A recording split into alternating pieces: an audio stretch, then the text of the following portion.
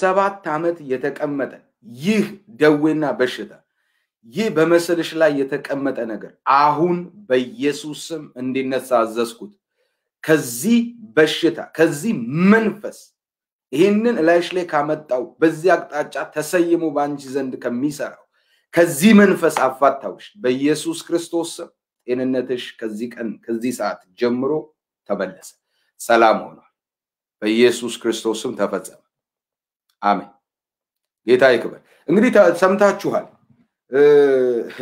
ምርኮኑ ይሰጣችኋል ተብሎ ተሰጠ ይማረካሉ ነው ለኛ አይደለም እኮ የሚማረኩት ለእግዚአብሔር ይማረካሉ ነበር የተባለው ሼር አድርጉላቸው ለብዙዎች አሁን እዚህ የገባችሁ ሼር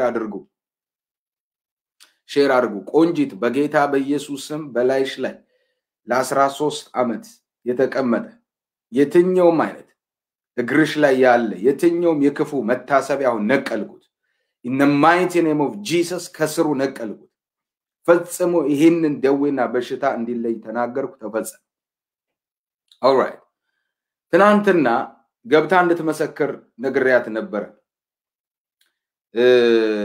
ጉባኤ ላይ ስትመሰክር ዛሬ እንድትመሰክር ነግሬያት ነበር አንድ ነገር ልንገራችሁ በዚህ ጉባኤ መካከል የመሰከረችውን እኔ ራሴ ልመስክርላችሁ ምን አለች እቺት ለ10 ዓመት በሙሉ በዚህ በአሜሪካ ዜጋ ለመሆን የሚያስችለውን መንገድ ያው ተፈተናላችሁ ሲቲዝንሺፕ ቴስት አለ እና ያንን እንዳትፈተን እንዳትይዝ በጣም ይታገላት ነበር ማለት ነው በጣም ይታገላት ነበርና ብዙ ሰይጣን ሚላት ነበር ተፈራ ነበርና ትናንትና ስትመሰከር ምን አለች እግዚአብሔር አስተማረኝ ያለችውን ነው ምነግራችሁ ብዙዎቻችሁም የምትማሩበት ስለሆነ ብዙ ጊዜ እናገራለሁ ሳስተምር ግን ልብ ላትሉት ይችላልላችሁ በሌላ ሰው ግን ሲመሰከር ያው ጥሩ ነው ለእናንተ እና ምን አለች በጣም ፈተና አለብኝ ፈርቻለሁ መተኛት አልቻልኩም ፈተና አለባት ቀጠሮ አላት ለሮብ እና አስቀድማ ሮብ ለኔ ደው እንትን አለች ጻፈችልኝ ማለት ሲቲዝንሺፕ ፈተና አለብኝ እና እንቅልፍ መተኛት አልቻልኩም ኦፍ ኮርስ ማጥናት ያለብኝን ያጠናው ነው ግን በጣም እንቅልፍ ሁሉ ቢያለኝ ሐሳብ ሆነብኝ ብላ ጻፈችልኝ ማለት በወቅቱ ነው ያገለግልኩ ስለነበረ ያስተማርኩ ስለነበረ ስልክ ሲደወል ማንሳት አልችልም ለምሳሌ አሁን እዚህ ጉባኤ ያገለግልኩ ነው በዚህ እንድታቁልኝ ነው ሌሎቻችሁ እንድታውቁልኝ ነው ምንድነው እንድታቁልኝ የፈለኩት ልክ እንዲ ያገለግልኩ አሁን ሰዎች ከጉባኤው መንፈስ ከመስክርነት ከምን ውጪ ደውለው ፐርሰናሊ ሊያገኙኝ ቢፈልጉ አሁን አላነሳላችሁ ለም ፕሮግራም ላይ ነው ያለው ልክ እንደዛ ሰሆን በጽሁፍ ነው መጸልይላችሁ ከዛ ጽሁፍ ነው ላኩላት መንበየኔ ጸልይኩላት ቴክስት ያረኩት አንድ ጊዜ ላንበብላችሁ ቴክስት ያረኩላት እንዲ ብዬ ነው አንዳንዶቻችሁ እጅ ካልተጫነ ረጅም ሰዓት ሃሌሉያ ምናምን ተብሎ በቃ ተንቀጥቅጦ ሰንበዲ ልሳኑን አንድ 5 ደቂቃ መንቀጥቀጡን አንድ 5 ደቂቃ ከዛ ደግሞ ለጸሎት ቃል ተጠቅሶ ተነቦ ደግሞ አንድ 20 ደቂቃ ከዛ በኋላ የሰራዊት ጌታ እግዚአብሔር እንዲላል የሚል ነው አምሯችሁ ላይ ያለው ይወላችሁ ሪቫይቫል ማለት ራሱ እግዚአብሔር ሲሰራ ማለት እንዲ ይሆናል ብዬ ስናገር የኔን ሳይሆን የመጽሐፉን ባለቤት ቃል ስለምነግርህ መልእክተኛ ስለሆንኩኝ ስነግርህ ይሆናል አሁን ራሱ የሚሆኑ ብዙ ነገሮች አሉ እዚህ ጉባኤ በጣም ብዙ ነገሮች ይሆናል አንተ ላይ እኮ ነው ማለት አንቺ ላይ ይሆናል አሁን ዩቲዩብ ላይ የምታዩኝ በኋላ የተቀዳው መስም ይሆንባችሁ ለምን እግዚአብሔር እሱ በእርሱ ቃል ላይ መልስ ምስክርነት ይሰጣል ቃሉን የሚያጸነው መንፈስ ቅዱስ ስለሆነ እና አንዳንዶቻችሁ እንደዚህ ነው የምትጠብቁት እና በጣም እንደዛ እና ምን ብያልኳት እንዴ ብዬኔ ጸልይኩላት በኢየሱስ ስም ቀሎሽ ታልፊያለሽ ያጠናሽውን የሚያስታውስና የሚረዳ መልአክ ያገለግልሻል ጣፋጭ እንቅልፍ ይሁንልሽ የተከፈተብሽን የስጋት በር ዘጋሁት ተፈጸመ ብዬ ነው ጽፌ ላኩላት ከዚህ ጽሁፍ አንብባ ማለት ከዛ ቀን ጀምሮ ጣፋጭ እንቅልፍ ተኛች ከዛ ቀኑ ሲደርስ መደወል ነበረባት ደወለች ትንሽ ደቂቃ ነው ነገርኳት ውሃ ስትጠጪ ቀሎሽ ነው ከብዶሽ ነው የምትጠጪው አልኳት ቀሎይ ነው የምጠጣው ነው አይደለ ኦኬ እኔን ስታወሪኛውን ከብዶሻል አልኳት ፈርተሽ ነው የምታወሪኝ አልኳት ነፃውነሽ ነው የምታወሪኝ እንደዚሁ የሚያገለግልሽ መላክ አቆም ያለው ሰውየው መጥቶ ሲያናግርሽ ላንቺ በሚሆን ያገለግልሽ ቀሎሽ ነው የምታወሪ ብዬ ነገርኳት ነገሩ ሁሉ ልክ እንዳልኳት ሰውዬ አናገራት በሚገርም ትናንት ሰምታችኋል ስትመሰክር አይውሽ ዛሬ ራሷ እንድትመሰክር ፈልጌ ነበር ለናንተ ማለት ነው ትናንት መስከራለች ጉባኤ ላይ በቴሌኮንፈረንስ ላይ እና ያ ሆነ ማለት ይሄን ያደረገ ማን ነው እግዚአብሔር ነው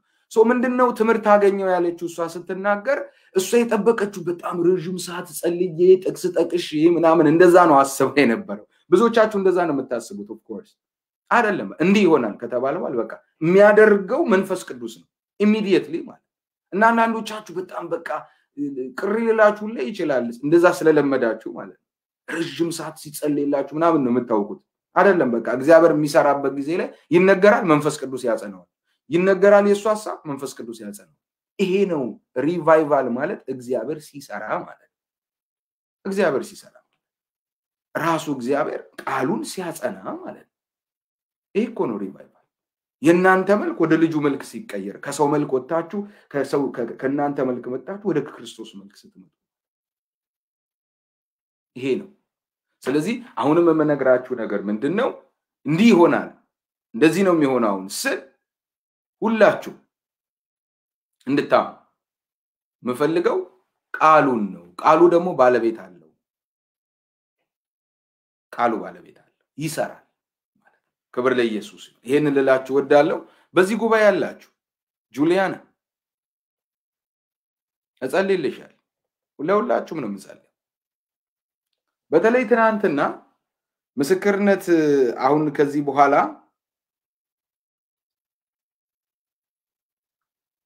ምስክርነት አሁን ከዚህ በኋላ አልቀበልም በኋላ ኢንስታንት በሚሆነው ነገር ምስክርነት በኋላ ላይ ይቀበላል አሁን ይበቃኛል ሰዓቱን ለመጠቀም ያህል ማለት ነው ኦልራይት ሶ በዚህ ጉባኤ ያላችሁ ቅዱሳን በክርስቶስ ኢየሱስ የተወደዳችሁ እግዚአብሔር ሰይጣን የሚዘርፍባችሁን ነገር ሁሉ የሚመልስ አምላክ ምን ተዘርፎባችሁ ይሆን ምንድነው የተዘረፈባችሁ ምንድነው የተወሰደባችሁ አንዳንድ ጊዜ ቅንነታችሁን ሰይጣን ይዘርፋል ሲዘርፍ ግን ሲስተማቲካሊ ነው ትናንት ሰነግራችሁ ነበር ሰዎችን ይልካል እየሰነግራችሁ ነበር አላልኳችሁም ትናንትና ሰዎችን ይልካል አንዳንዴ አገልጋይ ተብዬ ወይንም የእግዚአብሔር ቃል ተናጋሪ ተብዬውን የሚጠቀምበት ሰይጣን ማለት ቅንነታችሁን በክርስቶስ ላይ ያላችሁን ቅንነት ያጠፋዋል አንድ ጊዜ ተነሱና እንደዚህ አሉ ቅንነታቸውን ሊያጠፉ ጳውሎስ የእግዚአብሔር መልእክተኛ ጳውሎስ የእግዚአብሔር ክብር የሚገለጥበት የእግዚአብሔር የክብር ቃል ተነስቶ በሚያገለግልበት ሰዓት ቃልን በመናገር ብቻ አልነበረም በክብር ነበር የሚገለጥ የሚናገረው ቃል በተአምራ በድንቅ የተጸና ወንጌላችን ያው ነው የሚሰራ ነው ታዲያ ምን ተነሱና ገበያቸው የቀዘቀዘ ስለመጣ ሰውን ያዙት በንቶ ወሬ ነው ወይንም ባለፈ ሥርዓት ነው ሰውን ይዘውት የነበሩ ጳውሎስ ደግሞ መጣና የምን ህግ ነው በህግ የሚሆን ደህንነት አሁን የለም አሁን በእምነት ነው በክርስቶስ ኢየሱስ ታምናላችሁ አሁን ነገራችሁ ይቀየራል ነው ጳውሎስ ያስተምር የነበረው ጳውሎስ ክርስቶስ ኢየሱስ ነው እሱ ኢየሱስ ክርስቶስ ነው ያለ በመናገር ነው እግዚአብሔርን ክብር ይገልጥ ነበር እግዚአብሔር ይሰራበት ነበር በጳውሎስ እጅም የሚያስገርም ተአምር ያደርግ ነበር ይላል እግዚአብሔር ማ አድራጊው እግዚአብሔር በጳውሎስ ስለዚህ ይሄ የሆነ ሲሄድ ጳውሎስ ምን ብሎ ነው የተናገረው በአንደኛ ቆሮንቶስ ላይ ታስታውሳላችሁ ጳውሎስ ሲናገር ምንድነው ያለው እምነታችሁን በእግዚአብሔር ኃይል እንጂ በሰው ጥበብ እንዳይሆን ቃሌም ስብከቴም መንፈስንና ኃይልን በመግለጥ ነበር እንጂ በሚያባብል በጥበብ ቃል አልነበረም አንዳንዱ በሚያባብል የጥበብ ቃል 24 ዓመት ሙሉ 25 ዓመት ደግሞ 26 ዓመት ብለህ ታከብራለህ ነገር 40 ዓመት ይያልክ ታከብራለህ ግን የለም በሚያባብል ቃል ኃይል አልባው በቃ እየሰራብህ ካልሆነ እየሰራብህ አይደለም አንተ ነህ እየሰራህ ያለው ማለት እግዚአብሔር ሲሰራብንና እኛ ለእግዚአብሔር ስንሰራ እኛ ስንሰራ ይለያያል ሶስት ነገር አስተውሉ የምታገለግሉ አገልጋዮች ሁሉ ስሙኝ እናንተ የምትሰሩ እግዚአብሔር የማይሰራባችሁ ሁለተኛ ለእግዚአብሔር የምትሰሩ ሶስተኛ እግዚአብሔር የሚሰራባችሁ ከየትኛው ናችሁ ሁሉ ጊዜ እነሱ የሚሰሩ ሰዎች በተስፋ ሰይጣንም እንዲህ ነው የሚያደርገው ባዶ ተስፋ እየሰጠ ዝም ብሎ ነው የሚያስራችሁ ማለት የሚያስራችሁ ዝም ብሎ ባዶ ተስፋ የሚፈጸም ነገር የለም አካል የለም ለዚህ እኮ ነው እግዚአብሔር የለም የምንለው በቃ የለም እውነቱ ይሄ አይደለም ቃሉ እንዴ ቃሉንማ ያስተማረን ቃሉ ባለቤት ካለው ቃሉ መገለጥ የለበትም ወይ መልሱልኝ እስቲ እኛ ወንጌላውያን ብለን ምናምን ሁላችን ማለት ነው በዚህ ወንጌል እናምናለን አይደለም ኦኬ ወንጌሉን እማመን ከሆነ ወንጌሉ ኃይል አነሰው ወይ በነ ጳውሎስ ዘመን ብቻ ነው የሚሰራው ኦኬ በቃ በነ ጴጥሮስ በበጉ ሐዋርያት ብቻ ነበር ሲሰራ ከዛ በቃ አቆመ አለቀበት እግዚአብሔር አለቀበት ዛሬ መፈወስ አይችልም ዛሬ ተአምር ማድረግ አይችልም ዛሬ መለወጥ አይችልም ዛሬ መቀየር አይችልም ዛሬ እግዚአብሔር የሚሰራ አይደለም ዛሬ ባንተ ባንቺ እንደማይሰራ እንዴት አሰብሽ ዛሬ የለም በቃ ሞተ ከዛ ተነሳ በቃ አለቀ ያ ነው ወንጌላችን ለዚህ እኮ ነው ወንጌል በያሁን እናንተን መሰረታዊ ነገር ለማስጨበጥ የጀመርኩላችሁ በዚህ ውስጥ ማለት እዚህ ወንጌላችን ኃይል አለው እሳት በየ ከተናገርኩ አሁን እሳት ይሆንባችኋል እጅ ለመልእክት እንዲሁም ቀጥ ይላል በየ ከተናገርኩ እጅ ቀጥ ይላል ከእጅ ዘይት ይወጣል ካልኩ በቃ ዘይት ይወጣል ሪቫይቫል ማለት እግዚአብሔር ሲሰራ ማለት እንጂ እኛ ስንሰራ ማለት አይደለም ሪቫይቫል ማለት ሰዎች ከድርጅታዊ ይሄ ድርጅታዊ ምላችሁ የከሌቸርች የሚባላል ከዛ ወጣ ወደ ክርስቶስ መልክ ስትመጣ ቤተክርስቲያን የክርስቶስ እንጂ የግለሰብ አይደለች ታዲያ እንደነዚህ አይነት ሰዎች የተለያዩ እነርሱ በእነሱ አእምሮና አስተሳሰብና መለካከት በእነሱ አስተሳሰብና መለካከት ታጥረው ስለሆነ ያሉት የቅድስና ችግር ስላለ ክብር አይገለጥ ታውቃላችሁ ቅድስና ከሌለ ክብር አይገለጥ እግዚአብሔር ቅዱስ አምላክ ስለሆነ በተለያየ አቅጣጫ ክፋት ተንኮል አመጽ ይዘው ጳውሎስ ላይ ተነሱበት ማለት ጳውሎስ ሐዋርያ መልእክተኛ አይደለም የሚለውን ለማንሳት ማለት እማይክዱት ነው ደግሞ እየተገለጠ ነው እግዚአብሔር እየሰራበት ጳውሎስ ለእግዚአብሔር ይሰራ ነበር ሳኦል ይያል ያሳድድለት ነበር ይገልለት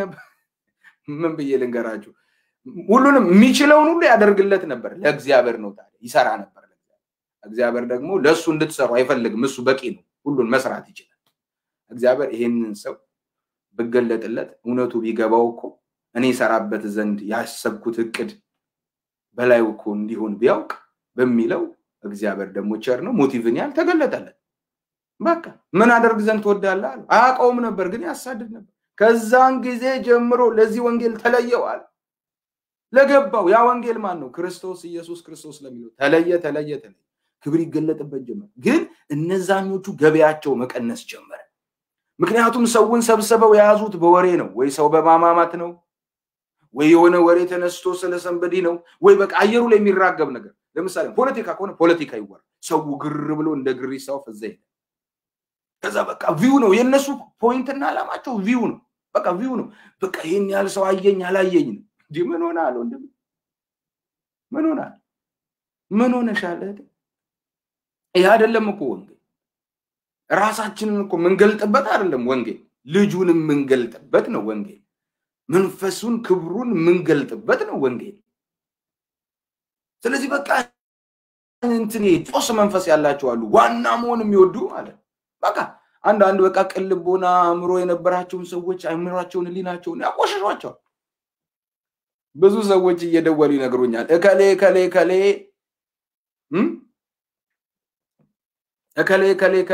እዛ አፖስትል ቦል ሚኒስትሪስ ገብታችሁ እንዳትካፈሉ እንዳትሰሙ እሺ እንደዚህ አልኩት አለቻት እሺ እዛ አልሄድም ግን አንተ እሱ የሚያሳየኝን የእግዚአብሔርን ክብርና የእግዚአብሔርን መልክ አሳየኝ አለችው ምን ይመልስላት አንቺ ልጅ በደንብ በቃ ያስተማረሽ ልጅ ነሽ ማለት ነው አለኝ አለች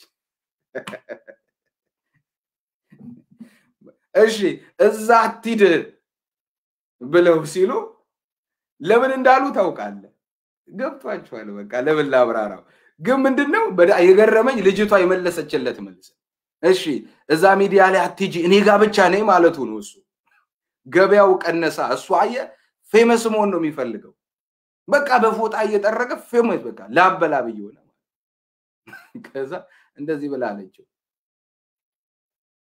በመጀመሪያ ደረጃ አሳየኝ እስቲ አሳየኝ ጌታን አሳየኝ በክብር እሱ እየተገለጠበት ያለው እግዚአብሔር ነው አንተ እየተገለጠበት ያለውን እግዚአብሔርን አሳየኝ አለችው ምን ብሎ ይመልስላል ምን ብሎ ይበላል ሁሉ ጊዜ የእግዚአብሔር የእውነት ወንጌል ሲሰበክ ሰይጣን ሰዎች መቆስቆስ ይጀምራል ያስነሳቸዋል ከያቅጣጫው አውቃለሁ እሱ እሳት ስለሆነ አሁን ደግሞ ከዚህኛው አመት ይልቅ የሚቀጥለው አመት ደግሞ የባሰ ነው የጠለቀ ነው የሚያስፈራ ግርማና ክብር ነው የሚገለጠው የወልሲ እዚሁ ጉባኤ ላይ እንዲህ ይሆናል ብዬ እናገራለሁ እግዚአብሔርን ድምጽ የሚናገረኝ እንደዛ ሆኖ ታየዋለህ አንዳንድ አስደንጋጭ ነገሮች ደግሞ ይሰማሉ ይሆናሉ ይውልሲ እዚሁ ሚዲያ ላይ ተናግሬዋለሁ ታየዋለህ በሚቀጥለው በተንኮልና በአመጽ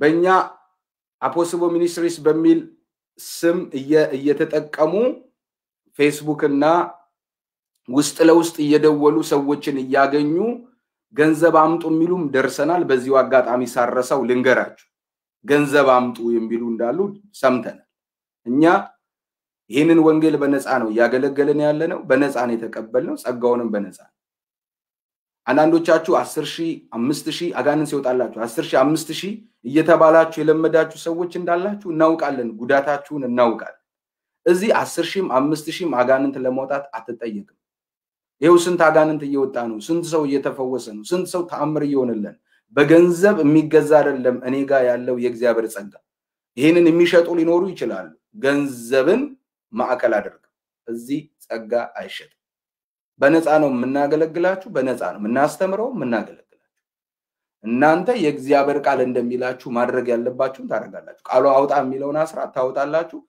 በኩራት አውጣ ይላል ታውጣለህ የፍቅር ስጦታ መባ አስራት ለድሃ መስጠት የሚለው ሁሉ ቃሉ እንደሚለው የምታወጡበት መንገድና መስመር ኦፊሻሊ አስቀምጠናል እሱ ምንድነው ttlIC.org ላይ ገብታችሁ አስራቱንም የፍቅር ስጦታውንም ቃሉ ሚላችሁን በዛ የምታደርጉበት መስመር አስቀምጠናል ከዛ ውጪ እየደወሉ እናቃቸዋለን አያቆንም ሲጀምር እናቃቸዋለን ከነሱ ጋር ነበርን እንደዚህ ነን በሚል ስም ነው የሚመጡባችሁ ውስጥ ለውስጥ እንደዚህ አይነት ነገር እያደረጉ እንዳሉ በባለፈው አመትም ተናግሬያለሁ ከባለፈው አመትም በፊት ተናግሬያለሁ እንዲህ የሚያደርጉ አሉ በቸርች ደረጃ አሉ አሰማርተው ሰዎችን ማለት ስለዚህ ከእንደነዚህ አይነት ሰይጣን ከሚጠቀምባቸው በገንዘብ ፍቅርና ሟለንዋይ ከተጠመዱና ከተጠመቁ ሰዎች እንድትጠበቁ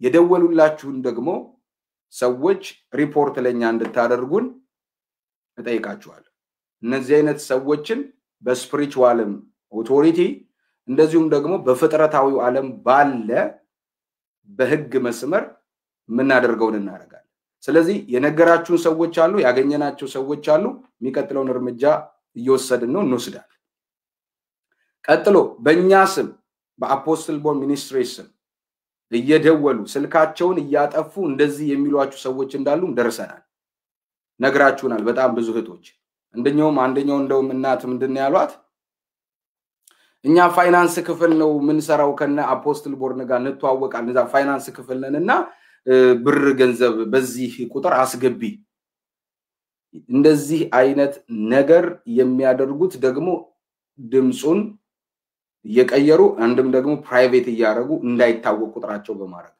ስለዚህ ባካችሁ ከነዚህ አይነት ነገር እንድትጠነቀቁ በዚሁ አጋጣሚ እንናገራለን። የኛ ኦፊሻሊ የሆነው ዌብሳይት እና ፌስቡክ አሁን ምገባበት ከ21000 በላይ ፎሎወር ያለው ይሄ ፌስቡክ ፔጅ ነው የኛ ሪል ፔጁ።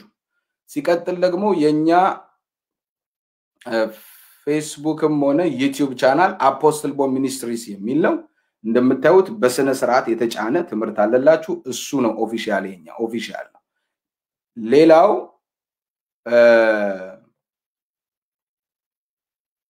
እንደዚህ አይነት ነገር የሚያደርጉ ሰዎችን ደውላችሁ በዚህ ስልክ ቁጥር እባካችሁ አሳውቁን።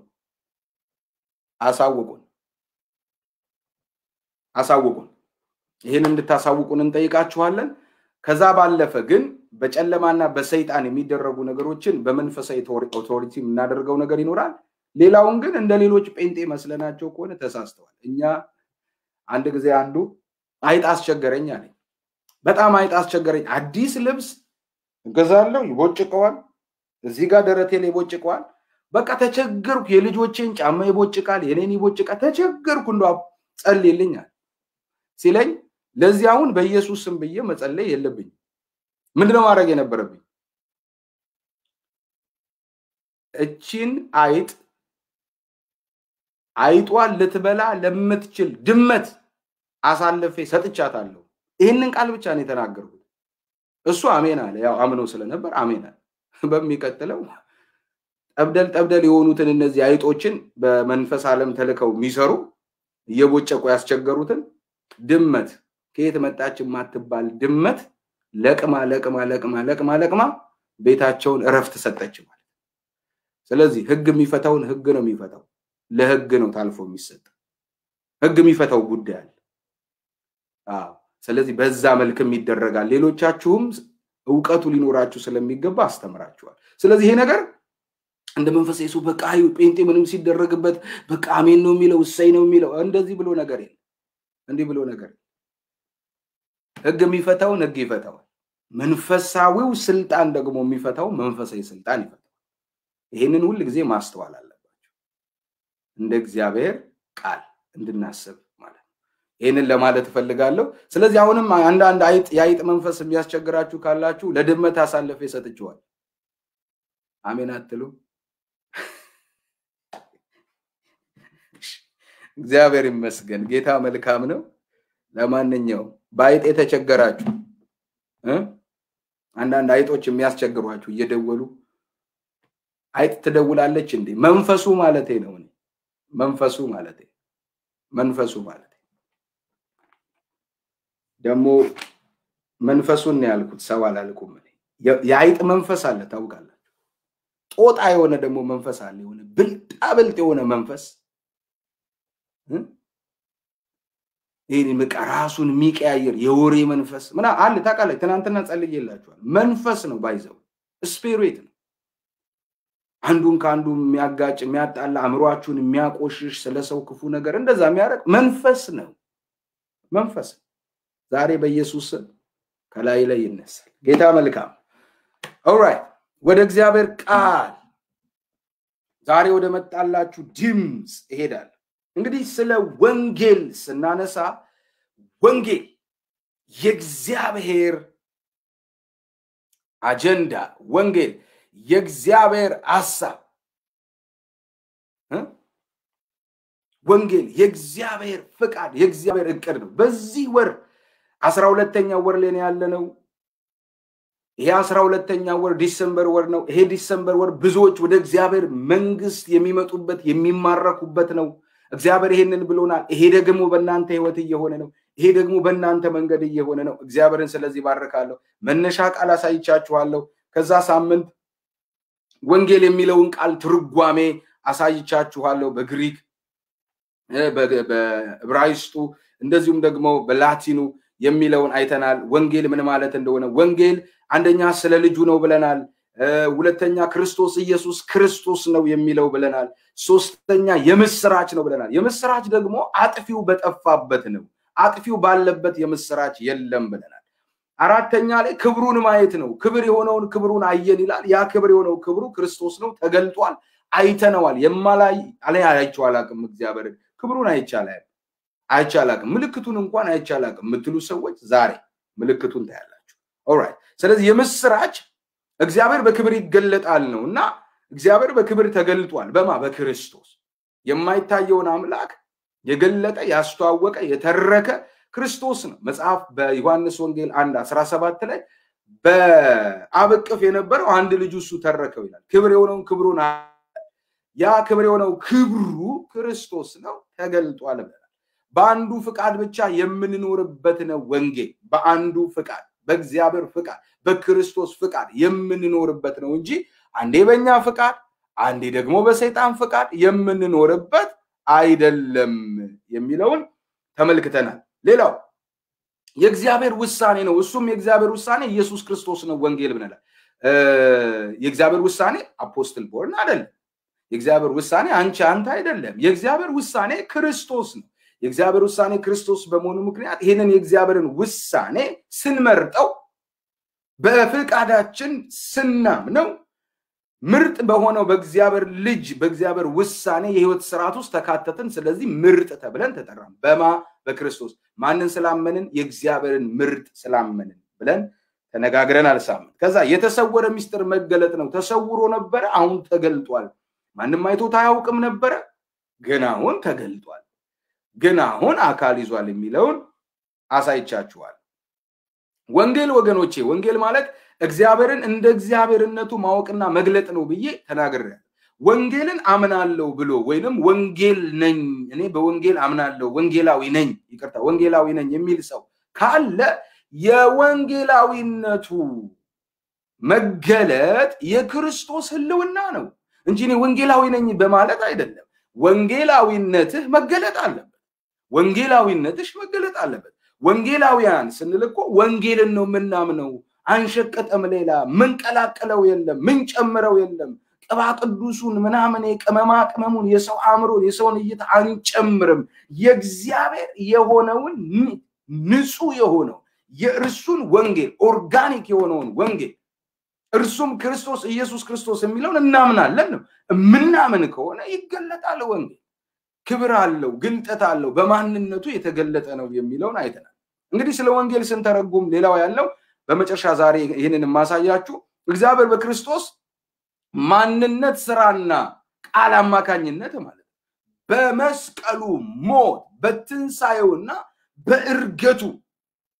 በእርገቱ ወይንም አረገ ክርስቶስ ኢየሱስ ያደረገው የመንግስቱ የማዳን ስራና ሚስጥር እንደሆነ መጽሐፍ ይነግረናል በክርስቶስ ነው ነገር ሁሉ ያ ክርስቶስ ኢየሱስ ተወልዷል ክርስቶስ ኢየሱስ ለኛ ዋጋ ከፍሏል ክርስቶስ ኢየሱስ ሞቷል ከሙታን በሶስተኛው ቀን ተነስቷል ኦርጋኒክ ወንጌል እንድትነጠቅ የሚያደርግህ ምድር እንድትለቅህ የሚያደርግህ ኦርጋኒክ ወንጌል ከብዙሃን ጋር የሚሆን ጉዳይ አይደለም ከኦርጋኒክ ከትክክለኛ ወንጌል ጋር የሚሆን ነገር ለምን መሰላችሁ ትክክለኛ ወንጌል የምንለው ትክክለኛ ያልሆነ ወንጌል ስላለ ጳውሎስ ምንድነው ያለው እኔ ከሰው አልተቀበልኩትም ከሰው አልተማርኩትም ማለት ከሰው የምትቀበሉ ከሰው የምትማሩት ነገር አለ ማለት ነው ታዲያ አንዳንዶች አለ የሚሰብኩት ወንጌል አለ ሌላ ኢየሱስ አለ እኛ ከሰበክነው ወንጌል ውጪ ሌላ የሚሰብክ ካለ እሱ የተረገመ ይሆናል የተረገመ የተባለ አለ የሚሰብኩት ኢየሱስ ማለት ምን አይነት ኢየሱስ ነው የእግዚአብሔር ያልሆነው ኢየሱስ እነሱ ያሰጠኑት ኢየሱስ ሰጥኗል ኢየሱስ የሚሉ ማለት እኛ ባለራይና መስራች ነን የሚሉ ማለት እነርሱ በልባቸው ተንኮለኞች ከእግዚአብሔር ይልቅ የራሳቸውን ተድላ ከእግዚአብሔር ይልቅ የራሳቸውን ተድላ የሚፈልጉ በሰው እምነትና ነፍስ ላይ ለመሰልጠን ራሳቸውን በክፋት ያሰለጠኑ እጅግ ተንኮለኞች ሰራተኞች ናቸው ደመና አላቸው ማለት መልኩ አላቸው እንዴት እንደሚገለገል እንዴት እንደሚሰበክ እንዴት ቃል እንደሚነገር እንዴት የሰው አእምሮ እንደሚጠመዝዙ በሰይጣን ክፋት እና አሰራር ያውቁበታል ተከነዋል እንዴት አድርገው ሰው በእናንተ ላይ እንደሚያስነሱ ወሬ እንደሚያስወሩ ሰዎችን እንደሚያሰማሩ ያውቁበታል ተከነዋላ ለስንት ዓመት በሙሉ ከ20 ዓመት በላይ ነገር ግን ውሃ የላቸው አንድ ጊዜ ብቻ አይደለም የሞቱት ሁለት ጊዜ የሞቱ ናቸው ይላቸዋል ያዕቆብ ሁለት ጊዜ የሞቱ ውሃ የሌላቸው ደመናዎች ናቸው። ኢየሱስ የሚለውን ቃል ይናገራሉ፣ ያድናል ይላሉ፣ ይሰብካሉ። ኢየሱስ እንደዚህ ነው እንደዛ ነው ይሏቸዋል። ነገር ግን ውስጣቸውን ስታዩት፣ ስትገቡ፣ ስትፈትኗቸው፣ ስትፈትሿቸው የምታገኙት ኢየሱስ ለነሱ ሰይጣን ነው። አዳም ለነሱ ሰይጣን ነው። አዳም ሰይጣን ሆኖ ነበር ነው የሚሉት። ይሄ አይነት ወንጌል የለውም ጳውሎስ። በእግዚአብሔር ቃልና በተገለጠው እውነት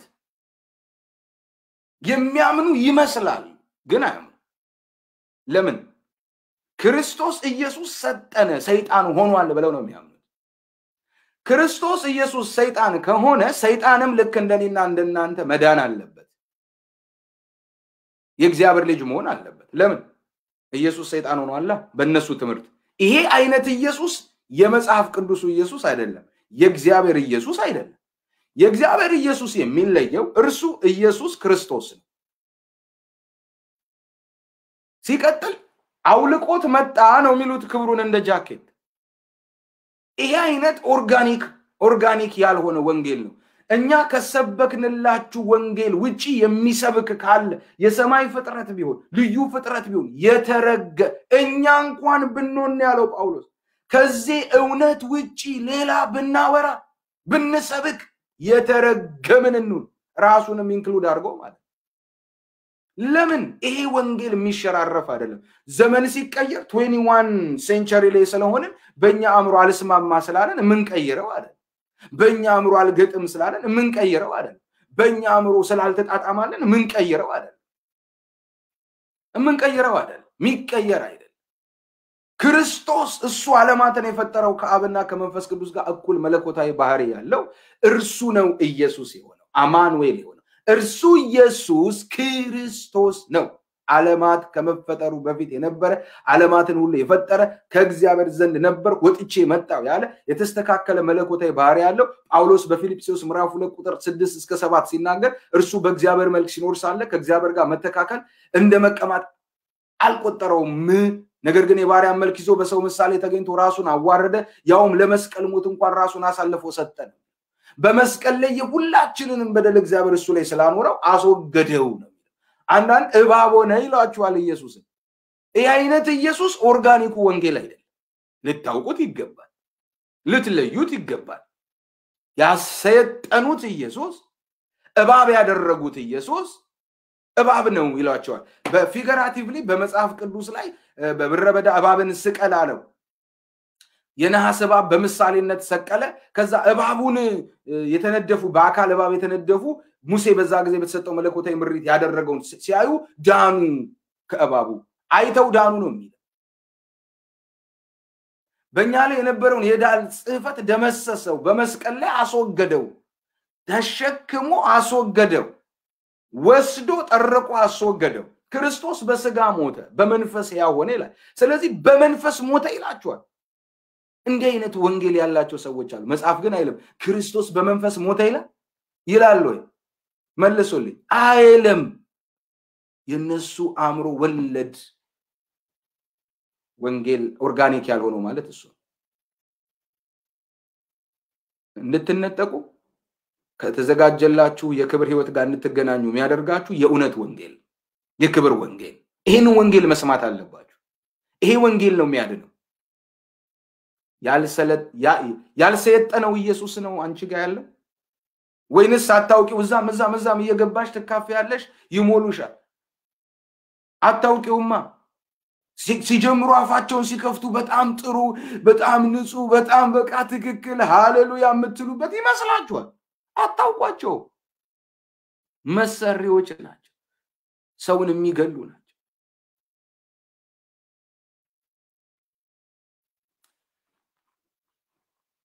አንድ ጊዜ አንድ ሰው ነፍሱን አምሮን ይዘውት ሰው ሁሉ እግዚአብሔር ልጅ ነው በሚል ሰይጣን በሚለው አስተምሮ ነፍሱ ተይዞ በቃ ጭንቅ ብሎት በቃ ላብድ ደረስኳል። ኮንፊውዝ አርገውት ማለት አገኘኝ፣ ደውል ነገርኩት፣ ምንጩን ነገርኩት፣ ሶርሱን ነገርኩት፣ ለምን እንዲህ እንደሚሉ ነገርኩት። በምን ምክንያት የሚገርማችሁ ኢየሱስ በመስቀል ላይ ሞተ እኮ ነው የሚለው እነሱ ሲኦል ወርዶ ይሏቸዋል ሲኦል ወርዶ ኢየሱስ ክርስቶስ በሰይጣን መከራን ተቀበለ ሲኦል ወርዶ ከዛ በሰይጣን መከራን ተቀበለና ከሲኦል ሲወጣ ዳግም ተወለደ ምን አይነት እኔ ምን ብዬ ልግለጠው ይሄንን ቃል ስጡት እስቲ እና ከሲኦል ሲወጣ ዳግም ተወለደ የእግዚአብሔር ልጅ ሆነ ኦ ማይ ጉድነስ የነበረው እኮ ነው የእግዚአብሔር ልጅ ሌላ እኮ የለም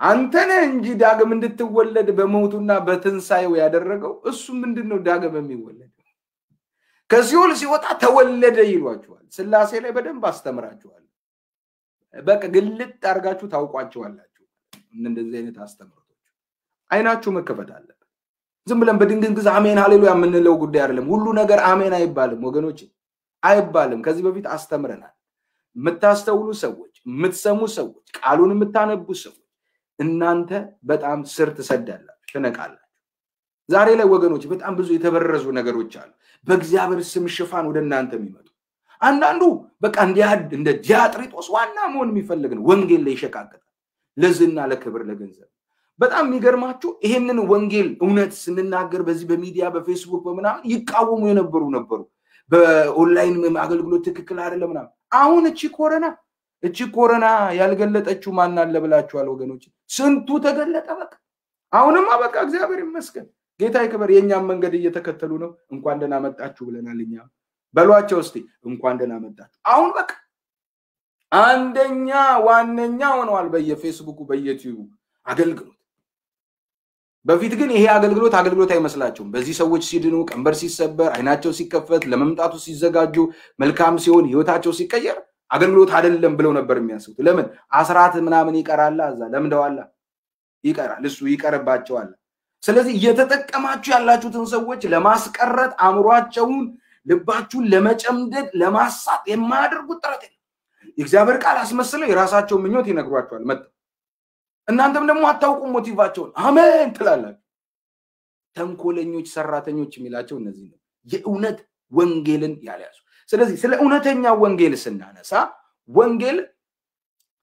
የወንጌል ክብር ዛሬ ዋና ሐሳቡ እንድታዩት የሚፈልገው ወንጌል ስንል ዋና ሐሳቡ በመጽሐፍ ቅዱሳችን እንዲህ ብሎ የተነገረው ዛሬ ይሄንን በጣም አጽንኦት ሰጥቼ ለነግራችሁ በእግዚአብሔር መንፈስ ወዳል ሐዋርያት ሥራ ላይ ሂዱልኝ ይሄንን በጣም ማወቅ አለባችሁ ይሄ መሰረታችሁ ነው መጽሐፍ የወንጌል ስንል ዋና ሐሳቡ የወንጌል ዋና ሐሳቡ ምንድነው የሚል ነው ዛሬ ያሳያችኋለሁ ብያለሁ እና ይሄንን ተመልከቱልኝ አንድ ጊዜ ሐዋርያት ሥራ ላይ ሂዱ ሐዋርያት ሥራ ምዕራፍ 2 ፌስቡክ ላይ ያላችሁ ዩቲዩብ ላይ ያላችሁ ፕሊዝ ፖስት አድርጉት ሐዋርያት ሥራ ምዕራፍ 2 ምን እንደሚል ስሙት